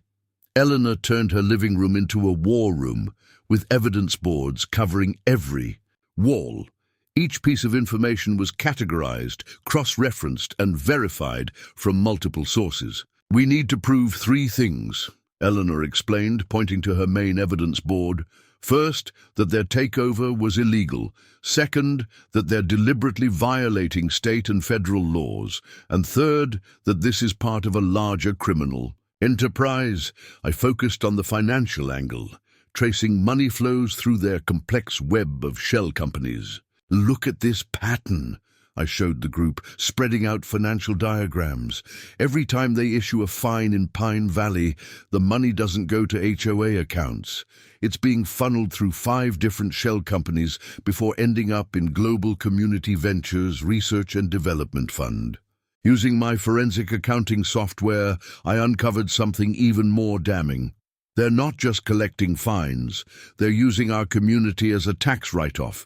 Every improvement project is being claimed as a research expense for their AI development program. They're literally getting paid to harass us. James Kumar's technical analysis provided crucial evidence about their surveillance systems. "These aren't standard security cameras," he explained, showing us the specifications he'd recovered. "They're running advanced behavioral analysis software. Every time someone leaves their house, the system creates a detailed log of their movements, interactions, even their emotional state, based on facial recognition." Tom Rodriguez discovered something particularly disturbing in their enforcement protocols. The community standards teams aren't making decisions about violations, he revealed. They're following instructions from an AI system that predicts which residents are most likely to resist. The harassment isn't random, it's algorithmically targeted. Dr. Chen's medical records proved invaluable. "I've documented a clear pattern of stress-related health issues directly correlating with Progressive's enforcement activities," she reported. "Blood pressure spikes during inspections, anxiety attacks following violation notices, sleep disorders from their surveillance. We Can prove they're causing measurable harm. Rebecca Martinez found the smoking gun in their permit applications. They filed different versions of their plans with different agencies, she explained. The public versions show community improvements, but the technical specifications they filed with the Utilities Commission detail their full surveillance and control infrastructure. They're literally building a digital prison and calling it smart community management. Carol Mitchell's experiences as former HOA president helped establish the pattern of intimidation. I've gathered statements from 14 other former board members across 6 communities, she said. The tactics are identical. Threats, surveillance, pressure on family members. They're following a playbook. Mike Thompson's hardware store records provided physical evidence. I've got purchase orders for their approved contractors, he shared. They're buying equipment designed for secure facilities, motion sensors, biometric scanners, cellular signal jammers. This isn't HOA management, it's population control. The Hendersons, still maintaining their detailed diary, had documented over 300 instances of harassment in just 3 months. Each incident was time-stamped, photographed, and corroborated by neighbors. Their meticulous records showed how the enforcement escalated systematically against anyone who resisted. Sarah Chen's network of medical professionals had compiled health impact data from multiple communities. We're seeing identical patterns of stress-related illness in every neighborhood they control, she reported. The health impact isn't just individual, it's community-wide. We even had evidence of their attempts to cover their tracks. James had captured dozens of instances of them, trying to alter digital records, delete security footage, and modify timestamps on official documents. Each attempt was logged and preserved. In our secure evidence vault, the Rodriguez twins' social media documentation proved unexpectedly valuable. Their seemingly innocent TikTok videos had captured enforcement teams changing uniforms between inspections, using fake identification, and coordinating harassment campaigns. What looked like teenage social posts were actually evidence of systematic deception. Emma Wilson's network of teens across affected communities had gathered hundreds of photos and videos showing identical tactics being deployed simultaneously in different neighborhoods. Their documentation proved this wasn't isolated to Pine Valley. It was a coordinated operation.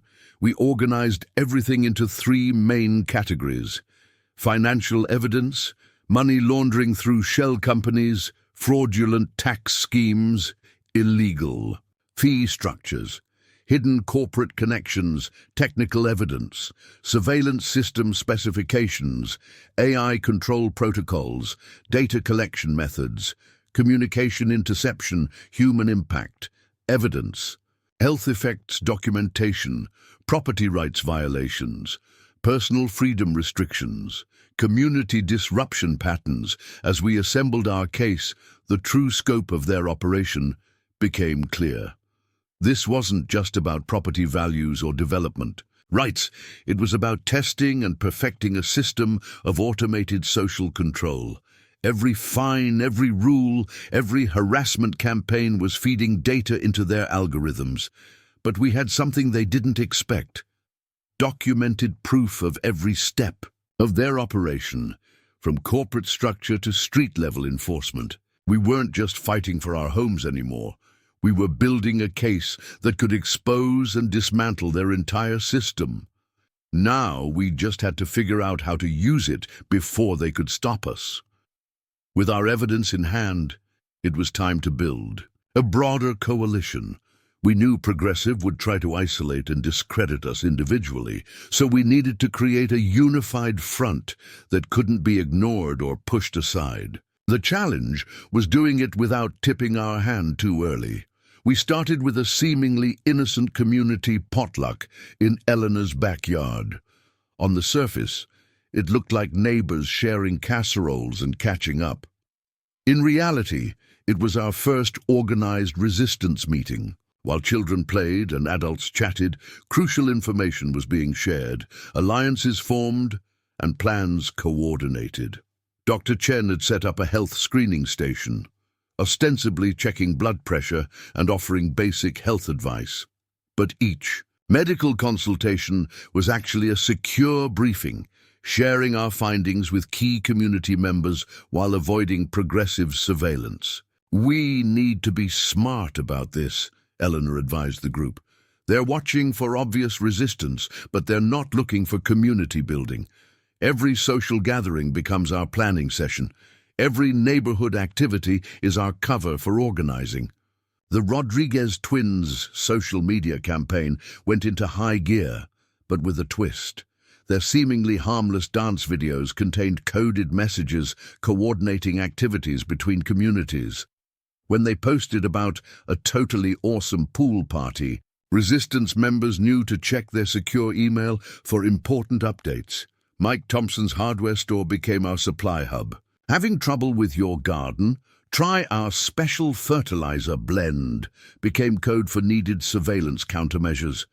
Weekend project supplies meant documentation kits. His regular customers naturally included residents from other progressive-controlled communities, creating a network for sharing information and resources. James Kumar developed a brilliant system using community game nights as cover. Online multiplayer sessions became secure communication channels. While Progressive monitored official emails and phone calls, Resistance members coordinated through game chat rooms and Discord servers using gaming slang as code. The Henderson's Bridge Club expanded to include members from 6 different affected communities. While playing cards, they gathered intelligence about Progressive's activities across the region. Their detailed notes, disguised as bridge scores, tracked enforcement patterns and identified key Progressive personnel. Sarah Chen organized a wellness support group that connected targeted residents across multiple communities. Under the guise of stress management sessions, they shared tactics for documenting violations and protecting their rights. The group's newsletter, filled with apparent health tips, actually contained encrypted updates about legal strategies. Carol Mitchell's experience proved invaluable in identifying potential allies. "Look for the quiet ones," she advised. "The people who notice everything but don't make waves. They're often the best sources of information." Her network of former HOA board members became our early warning system, alerting us to Progressive's tactics before they were implemented. We turned Progressive surveillance against them. When they installed cameras, we organized community walks that just happened to block crucial angles. When they sent inspection teams, they found themselves followed by residents exercising or walking dogs. Every attempt to monitor us became an opportunity to gather our own evidence. The teenagers proved to be our secret weapon. Emma Wilson's social media network evolved into a sophisticated monitoring system. While Progressive watched the adults, the kids watched them, documenting every move their enforcement teams made. What looked like typical teenage phone use was actually a coordinated intelligence-gathering operation. Tom Rodriguez set up a neighborhood watch program that Progressive couldn't object to without raising suspicions.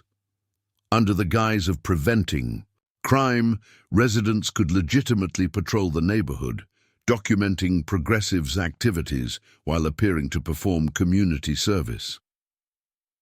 Rebecca Martinez's position at the municipal office became crucial for advance warning of Progressive's legal maneuvers. Her citizen education workshops about local government were actually briefings on how to protect property rights and challenge corporate overreach. We even turned their own tactics into opportunities for resistance. When they mandated community meetings, we packed them with prepared speakers who raised carefully crafted questions that had to be entered into official records. When they required written responses to violations, we buried them in precisely worded legal documents that had to be properly processed and filed.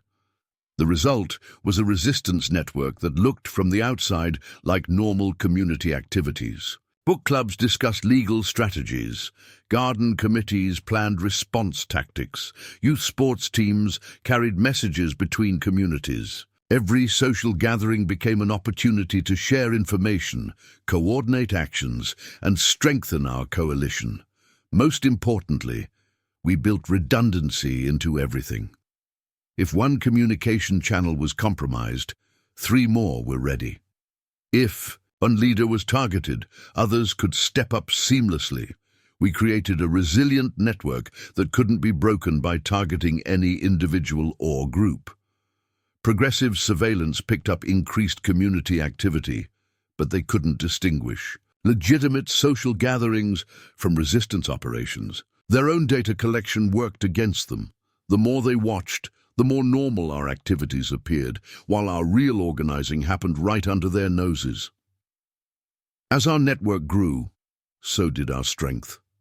What started as scattered acts of resistance had become a coordinated movement, hidden in plain sight behind the everyday activities of community life. We weren't just building opposition, we were creating a model for how communities could stand together against corporate takeovers. But time wasn't on our side. We knew Progressive would eventually realize what we were doing. We needed to move before they could adapt their tactics or bring in more resources. The question was, were we ready to risk everything on one coordinated action? Progressive's desperation became apparent when they launched what we later called the Midnight Offensive. At exactly 12:01 a.m. on a Thursday, every homeowner in Pine Valley Estates received the same email, Notice of Emergency Remediation. Effective immediately, all properties are subject to mandatory compliance inspection. Access must be granted within 24 hours, or properties will be declared in default. The email was signed by Richard Sterling, but there was something different about this one. The usual corporate legalese was replaced with barely concealed threats. Non-compliant residents will face immediate legal consequences, including but not limited to property liens, wage garnishment, and forced relocation. But they didn't stop at threats. Within hours, a fleet of unmarked vans arrived, carrying what looked like professional moving crews. They began placing large orange stickers on selected homes. Property, subject to immediate remediation. Occupants have 48 hours to vacate. James Kamar intercepted their internal communications. They're panicking, he reported during our emergency video call. They've discovered our evidence collection but don't know how much we have. They're trying to force us out before we can use it. The pressure tactics escalated rapidly. Dr. Chen's medical license was suddenly under review due to anonymous complaints. Mike Thompson's hardware store faced surprise inspections from every regulatory agency imaginable. Tom Rodriguez's security clearance for his cybersecurity work was flagged for routine verification. They even went after the kids. The Rodriguez twins' social media accounts were suddenly suspended for community guidelines violations. Emma Wilson's college acceptance letters were mysteriously under review due to discrepancies in community service records. Carol Mitchell received the most direct threat. A private investigator showed up at her daughter's workplace, openly taking photos and making calls. The message was clear: back off, or your family pays the price. But their most aggressive move targeted our legal strategy. Eleanor was served with a massive lawsuit claiming she was leading a conspiracy to defraud legitimate business operations. The legal document was over 500 pages long, filled with accusations so outrageous they would have been laughable if they weren't so dangerous. I found my professional reputation under attack from multiple angles. Anonymous posts appeared on accounting forums, questioning my methods. Clients received letters suggesting I was under federal investigation. They even tried to freeze my accounting licenses using falsified complaints. The surveillance reached new levels of intensity. Drones now hovered continuously over our homes. Security teams parked outside houses 24/7, taking photos of everyone who entered or left. They even started following our children to school. Then came the financial assault. Everyone involved in the resistance discovered their bank accounts had been frozen due to suspicious activity. Credit cards were cancelled without notice. Insurance policies were suddenly under review. They were trying to cut off our resources and isolate us financially. Rebecca Martinez discovered they'd filed emergency permits for something called community safety barriers, essentially physical walls they could use to lock down the entire neighborhood. The materials were already being delivered: concrete barriers, security fencing, automated gate systems. But their most disturbing move was revealed in a document our anonymous source sent: a private security contract for something called Operation Clean Sweep. The contract authorized the use of all necessary measures to secure and clear non-compliant properties. The operation was scheduled to begin in just 72 hours. James found evidence they were preparing to shut down all communications in and out of Pine Valley estates. They're bringing in signal jammers, he warned. They're planning to cut us off completely. No phones, no internet, no way to call for help. Dr. Chen's hospital contacts revealed something even more sinister. Progressive had reserved an entire floor of a private medical facility, staffed with their own security team. The designation: Community Transition Processing Center. The pressure wasn't just on us anymore. Every business that supported our community faced sudden regulatory issues. The local grocery store that had been delivering to elderly residents was hit with health code violations. The pharmacy that helped coordinate medication deliveries faced licensing irregularities. They even tried to turn our neighbors against us. Letters appeared claiming that our resistance was causing property values to plummet. Flyers suggested that cooperating residents would receive special consideration in upcoming community improvements. The message was clear. They were done playing by any rules. They were going to take our homes by force if necessary, and they didn't care about the legality or the consequences anymore. But their desperate moves told us something crucial. We were closer to exposing them than we'd realized. Their mask of corporate legitimacy was slipping, revealing the true face of what we were fighting against. We had 72 hours before their clean sweep operation began. 3 days to use everything we'd gathered to expose their entire operation before they could silence us completely. The question wasn't whether we would act anymore. It was whether we could move fast enough to stop them before they destroyed everything we were fighting to protect. The showdown began at dawn. Progressive had scheduled an emergency community meeting at the local community center, mandatory attendance required. As residents gathered, we could see their enforcement teams positioning themselves around the building's exits. This wasn't going to be a meeting, it was going to be an ultimatum. Richard Sterling stood at the podium, flanked by Victoria Blackwood and Alexander Chase. The room was packed, not just with Pine Valley residents, but with people we'd never seen before, men in suits trying too hard to look like concerned homeowners. Due to ongoing community disruption, Sterling began, his voice dripping with artificial concern, progressive management has been authorized to implement emergency protocols. All residents must sign new compliance agreements today or face immediate enforcement action. That was our cue. I stood up, laptop in hand. Before we discuss any agreements, I believe everyone should see this. James Kumar, who had hacked into the room's AV system, switched the main screen to my presentation. Let's talk about what progressive management really is, I began, launching into our evidence. Financial records showing their shell companies, surveillance footage of their enforcement teams changing uniforms, internal emails discussing their AI control system. Victoria Blackwood tried to shut down the projector, but we had backup systems ready. Screens around the room lit up with evidence. Every document I'm showing has been verified, I continued. Every transaction traced, every illegal action documented. Sterling grabbed the microphone. This is slander. Security. Remove him. That's when Eleanor stood up, her voice carrying the weight of her years as a judge. "Touch him, and you'll be charged with assault. We're not just residents. We're witnesses in a state and federal investigation." The room erupted. Dr. Chen began distributing packets documenting health code violations. Rebecca Martinez handed out copies of falsified permit applications. The Rodriguez twins' social media network went live, broadcasting everything to other affected communities. But Progressive had their own surprise. Alexander Chase stepped forward, holding up an emergency court order. "This meeting is now closed. Anyone who doesn't sign the new agreements will be removed from the property immediately." That's when our secret weapon arrived. Through the main doors walked William Peterson himself, supported by his grandson, a state prosecutor.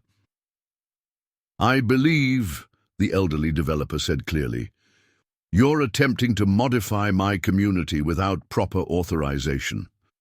The look on Sterling's face was priceless. They hadn't expected us to find Peterson, much less bring him to the meeting. Chase tried to object, but Peterson wasn't finished. "As the original deed holder," he continued, "I never approved any of these changes. According to the community charter, that makes them void. All of them." Mike Thompson's network of contractors chose that moment to speak up, revealing how they'd been pressured into participating in Progressive schemes. Sarah Chen's medical colleagues presented evidence of health violations. Even some of Progressive's own employees, seeing the writing on the wall, began providing testimony. Sterling made one last desperate attempt. "None of this matters. We have legal control of this community. Security, clear the room." But when their security teams moved in, they found themselves facing news cameras. Tom Rodriguez's police contacts had tipped off every major media outlet in the state. Progressive's attempt to forcibly remove residents would be broadcast live.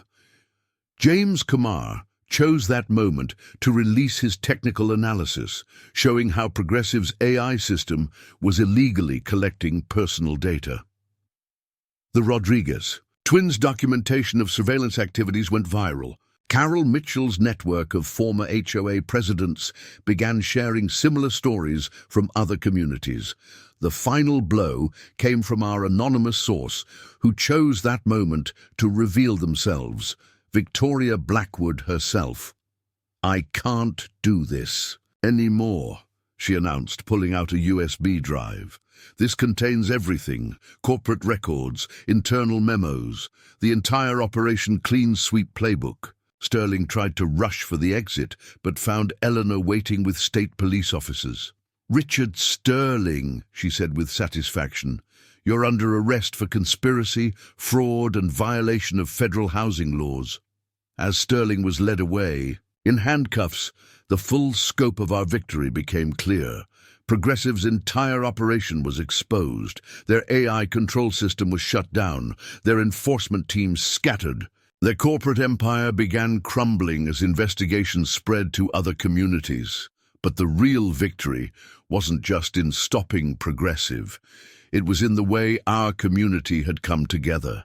Every resident had played a part, from the teenagers who documented violations to the seniors who kept detailed records. We hadn't just defended our homes.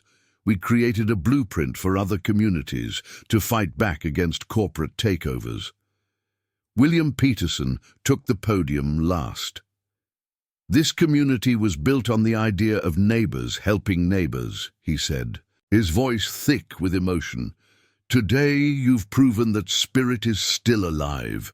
No corporation, no matter how powerful, can defeat a united community." As the media swarmed and investigators collected evidence, we realized this wasn't just a victory for Pine Valley Estates. We'd exposed a nationwide scheme of corporate corruption and community exploitation. The ripple effects would be felt in HOA communities across the country. The question now was, what would we do with our victory? The weeks following Progressive's downfall brought rapid changes to Pine Valley Estates.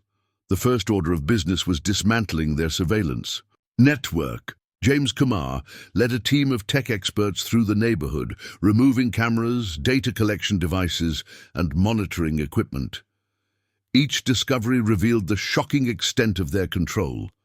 They'd hidden sensors in everything from streetlights to garden decorations. William Peterson, working with Eleanor, helped establish a new community governance structure. "We need to make sure this can never happen again," he insisted. The new bylaws included strict transparency requirements, resident oversight committees, and ironclad protections against corporate takeovers. The State Attorney General's office set up a temporary office in our community center, taking statements and processing evidence. As news of our victory spread, residents from other progressive-controlled communities began arriving, sharing similar stories and seeking help. What started as our local fight had become a movement. Dr. Chen organized a community health initiative to help residents recover from the stress of progressives' occupation. The psychological impact of constant surveillance and harassment doesn't just disappear overnight, she explained. Her wellness programs became a model for other communities dealing with similar trauma. Rebecca Martinez's work at the municipal office proved invaluable in untangling progressives' web of fraudulent permits and applications. They didn't just falsify documents, she reported. They created an entire parallel system of records. We're finding permit violations going back months before they even took over. Tom Rodriguez's cybersecurity team discovered something interesting.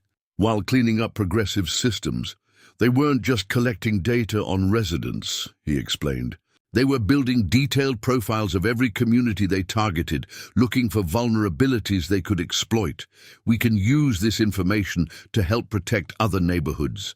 The Rodriguez twins turned their social media network into a community support platform, connecting affected neighborhoods across the country. Their documentation of progressives' tactics, once used to resist control, became a teaching tool for other communities facing corporate takeovers. Carol Mitchell's experience proved invaluable in helping other former HOA board members understand how they'd been manipulated. It's not just about intimidation, she explained during a workshop. They used sophisticated psychological tactics to isolate and pressure board members. Understanding their methods is the first step to preventing it. Mike Thompson's hardware store became a hub for community rebuilding efforts. As progressives approved contractors disappeared, local businesses stepped in to help restore properties that had been damaged or neglected under their rule. The community's support for local businesses grew stronger than ever. Sarah Chen's medical network expanded to include mental health professionals specializing in community trauma. What we experienced was a form of collective abuse, she explained. Healing requires both individual and community-wide support. The Hendersons' detailed records became the foundation for a class action lawsuit against Progressive and their parent company. Their meticulous documentation of daily life under corporate control provided crucial evidence for hundreds of similar cases across the country. Victoria Blackwood's cooperation with investigators revealed the full scope of Progressive's operation. Her testimony led to the discovery of similar schemes in dozens of communities nationwide. The corporate empire she'd helped build was now crumbling under the weight of criminal investigations and civil lawsuits. William Peterson took an active role in community restoration, sharing his original vision for Pine Valley Estates. This was never meant to be just another subdivision, he told residents during a community meeting. It was meant to be a real neighborhood where people look out for each other. You've proven that spirit is still alive. Eleanor's legal expertise helped shape new state legislation protecting communities from corporate takeovers. The Pine Valley Protection Act, as it became known, set strict limits on HOA management companies and required unprecedented levels of transparency and resident approval for major changes. As the physical signs of Progressive's control disappeared. the community's true character re-emerged. Gardens that had been declared non-compliant bloomed again. Children played freely in yards that had been under surveillance. Neighbors gathered without fear of being monitored or reported. The community center, once used by Progressive for their intimidation meetings, was transformed into a resource hub for other neighborhoods fighting similar battles. Regular workshops shared lessons learned, legal strategies, and community organizing techniques. But perhaps the most significant change was in how residents viewed their community. Progressive had tried to turn neighbors against each other, but their tactics had the opposite effect. The experience of fighting together had created bonds that went beyond mere proximity. We weren't just people who happened to live in the same neighborhood. We were a community that had stood together against corporate tyranny and won. As we helped other communities begin their own fights against similar takeover attempts, we realized our victory was more than just getting rid of Progressive. We'd created a template for how communities could protect themselves and preserve their independence in an age of increasing corporate control. The surveillance cameras were gone. The threatening notices had stopped, and the enforcement teams had disappeared. But the strength we'd found in standing together, that was here to stay.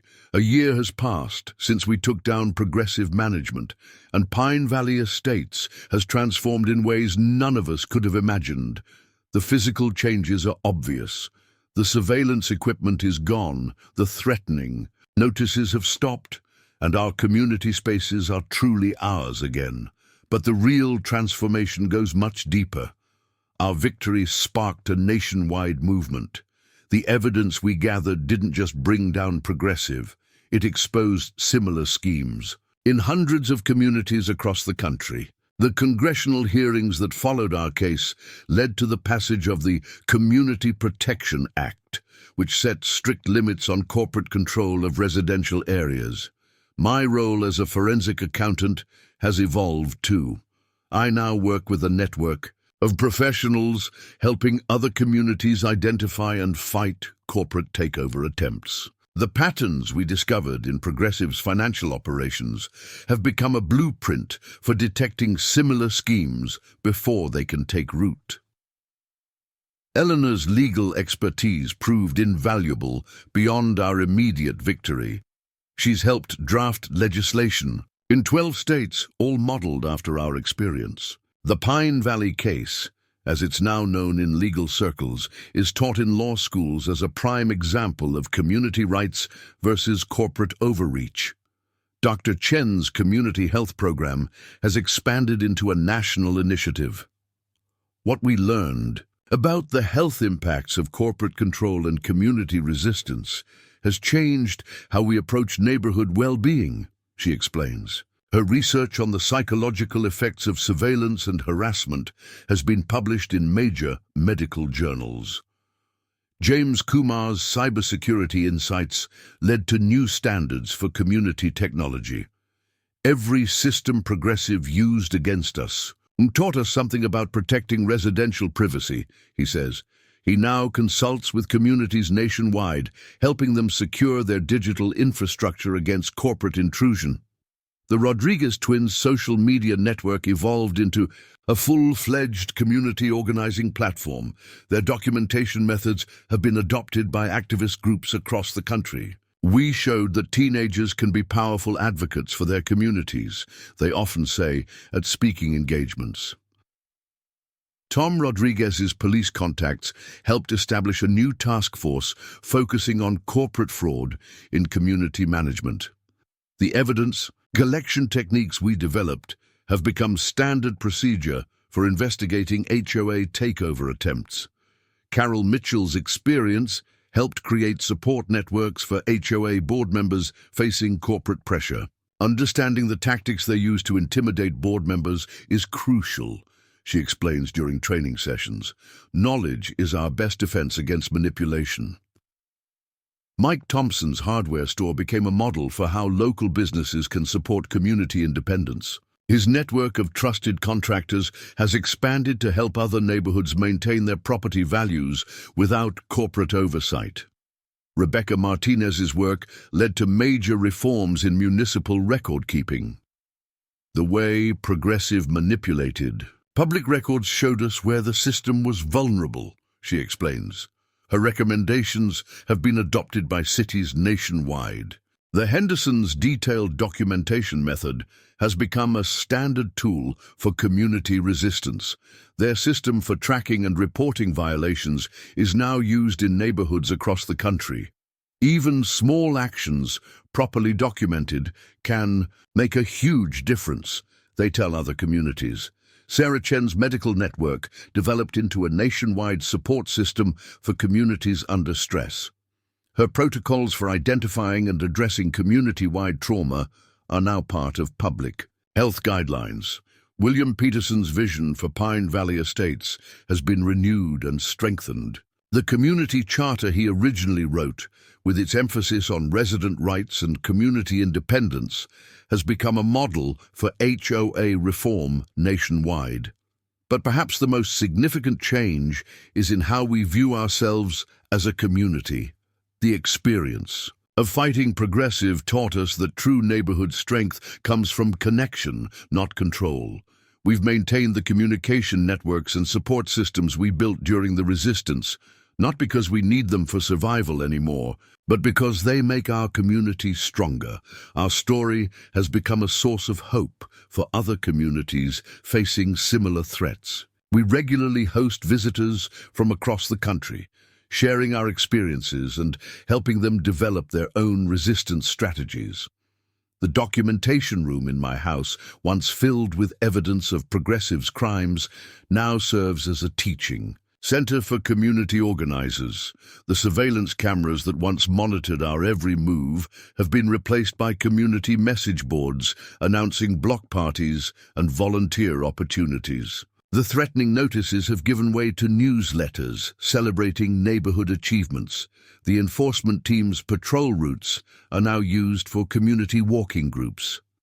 Looking back, what Progressive tried to do to our community was never really about property values or neighborhood standards. It was about control, the ability to force people out of their homes and replace community bonds with corporate oversight. They saw our neighborhood as data points to be manipulated, not as human beings with rights and dignity. They failed because they fundamentally misunderstood what makes a community strong. They thought they could break us by turning neighbors against each other, by making us feel isolated and powerless. Instead, their pressure forced us to discover just how strong we could be when we stood together. Today, Pine Valley Estates stands as proof that corporate power, no matter how well-funded or sophisticated, can't defeat a united community. Our victory wasn't just about saving our homes. It was about preserving the idea that neighborhoods should be places where people look out for each other, where community means more than just living in proximity. As I sit on my front porch, watching kids play freely in yards that were once under surveillance, I realize that our fight against Progressive gave us something precious, not just freedom from corporate control, but a deeper understanding of what community really means. That's a lesson worth more than any property value, and it's one we'll never forget. Up next, you've got two more standout stories right on your screen. If this one hit the mark, you won't want to pass these up. Just click and check them out.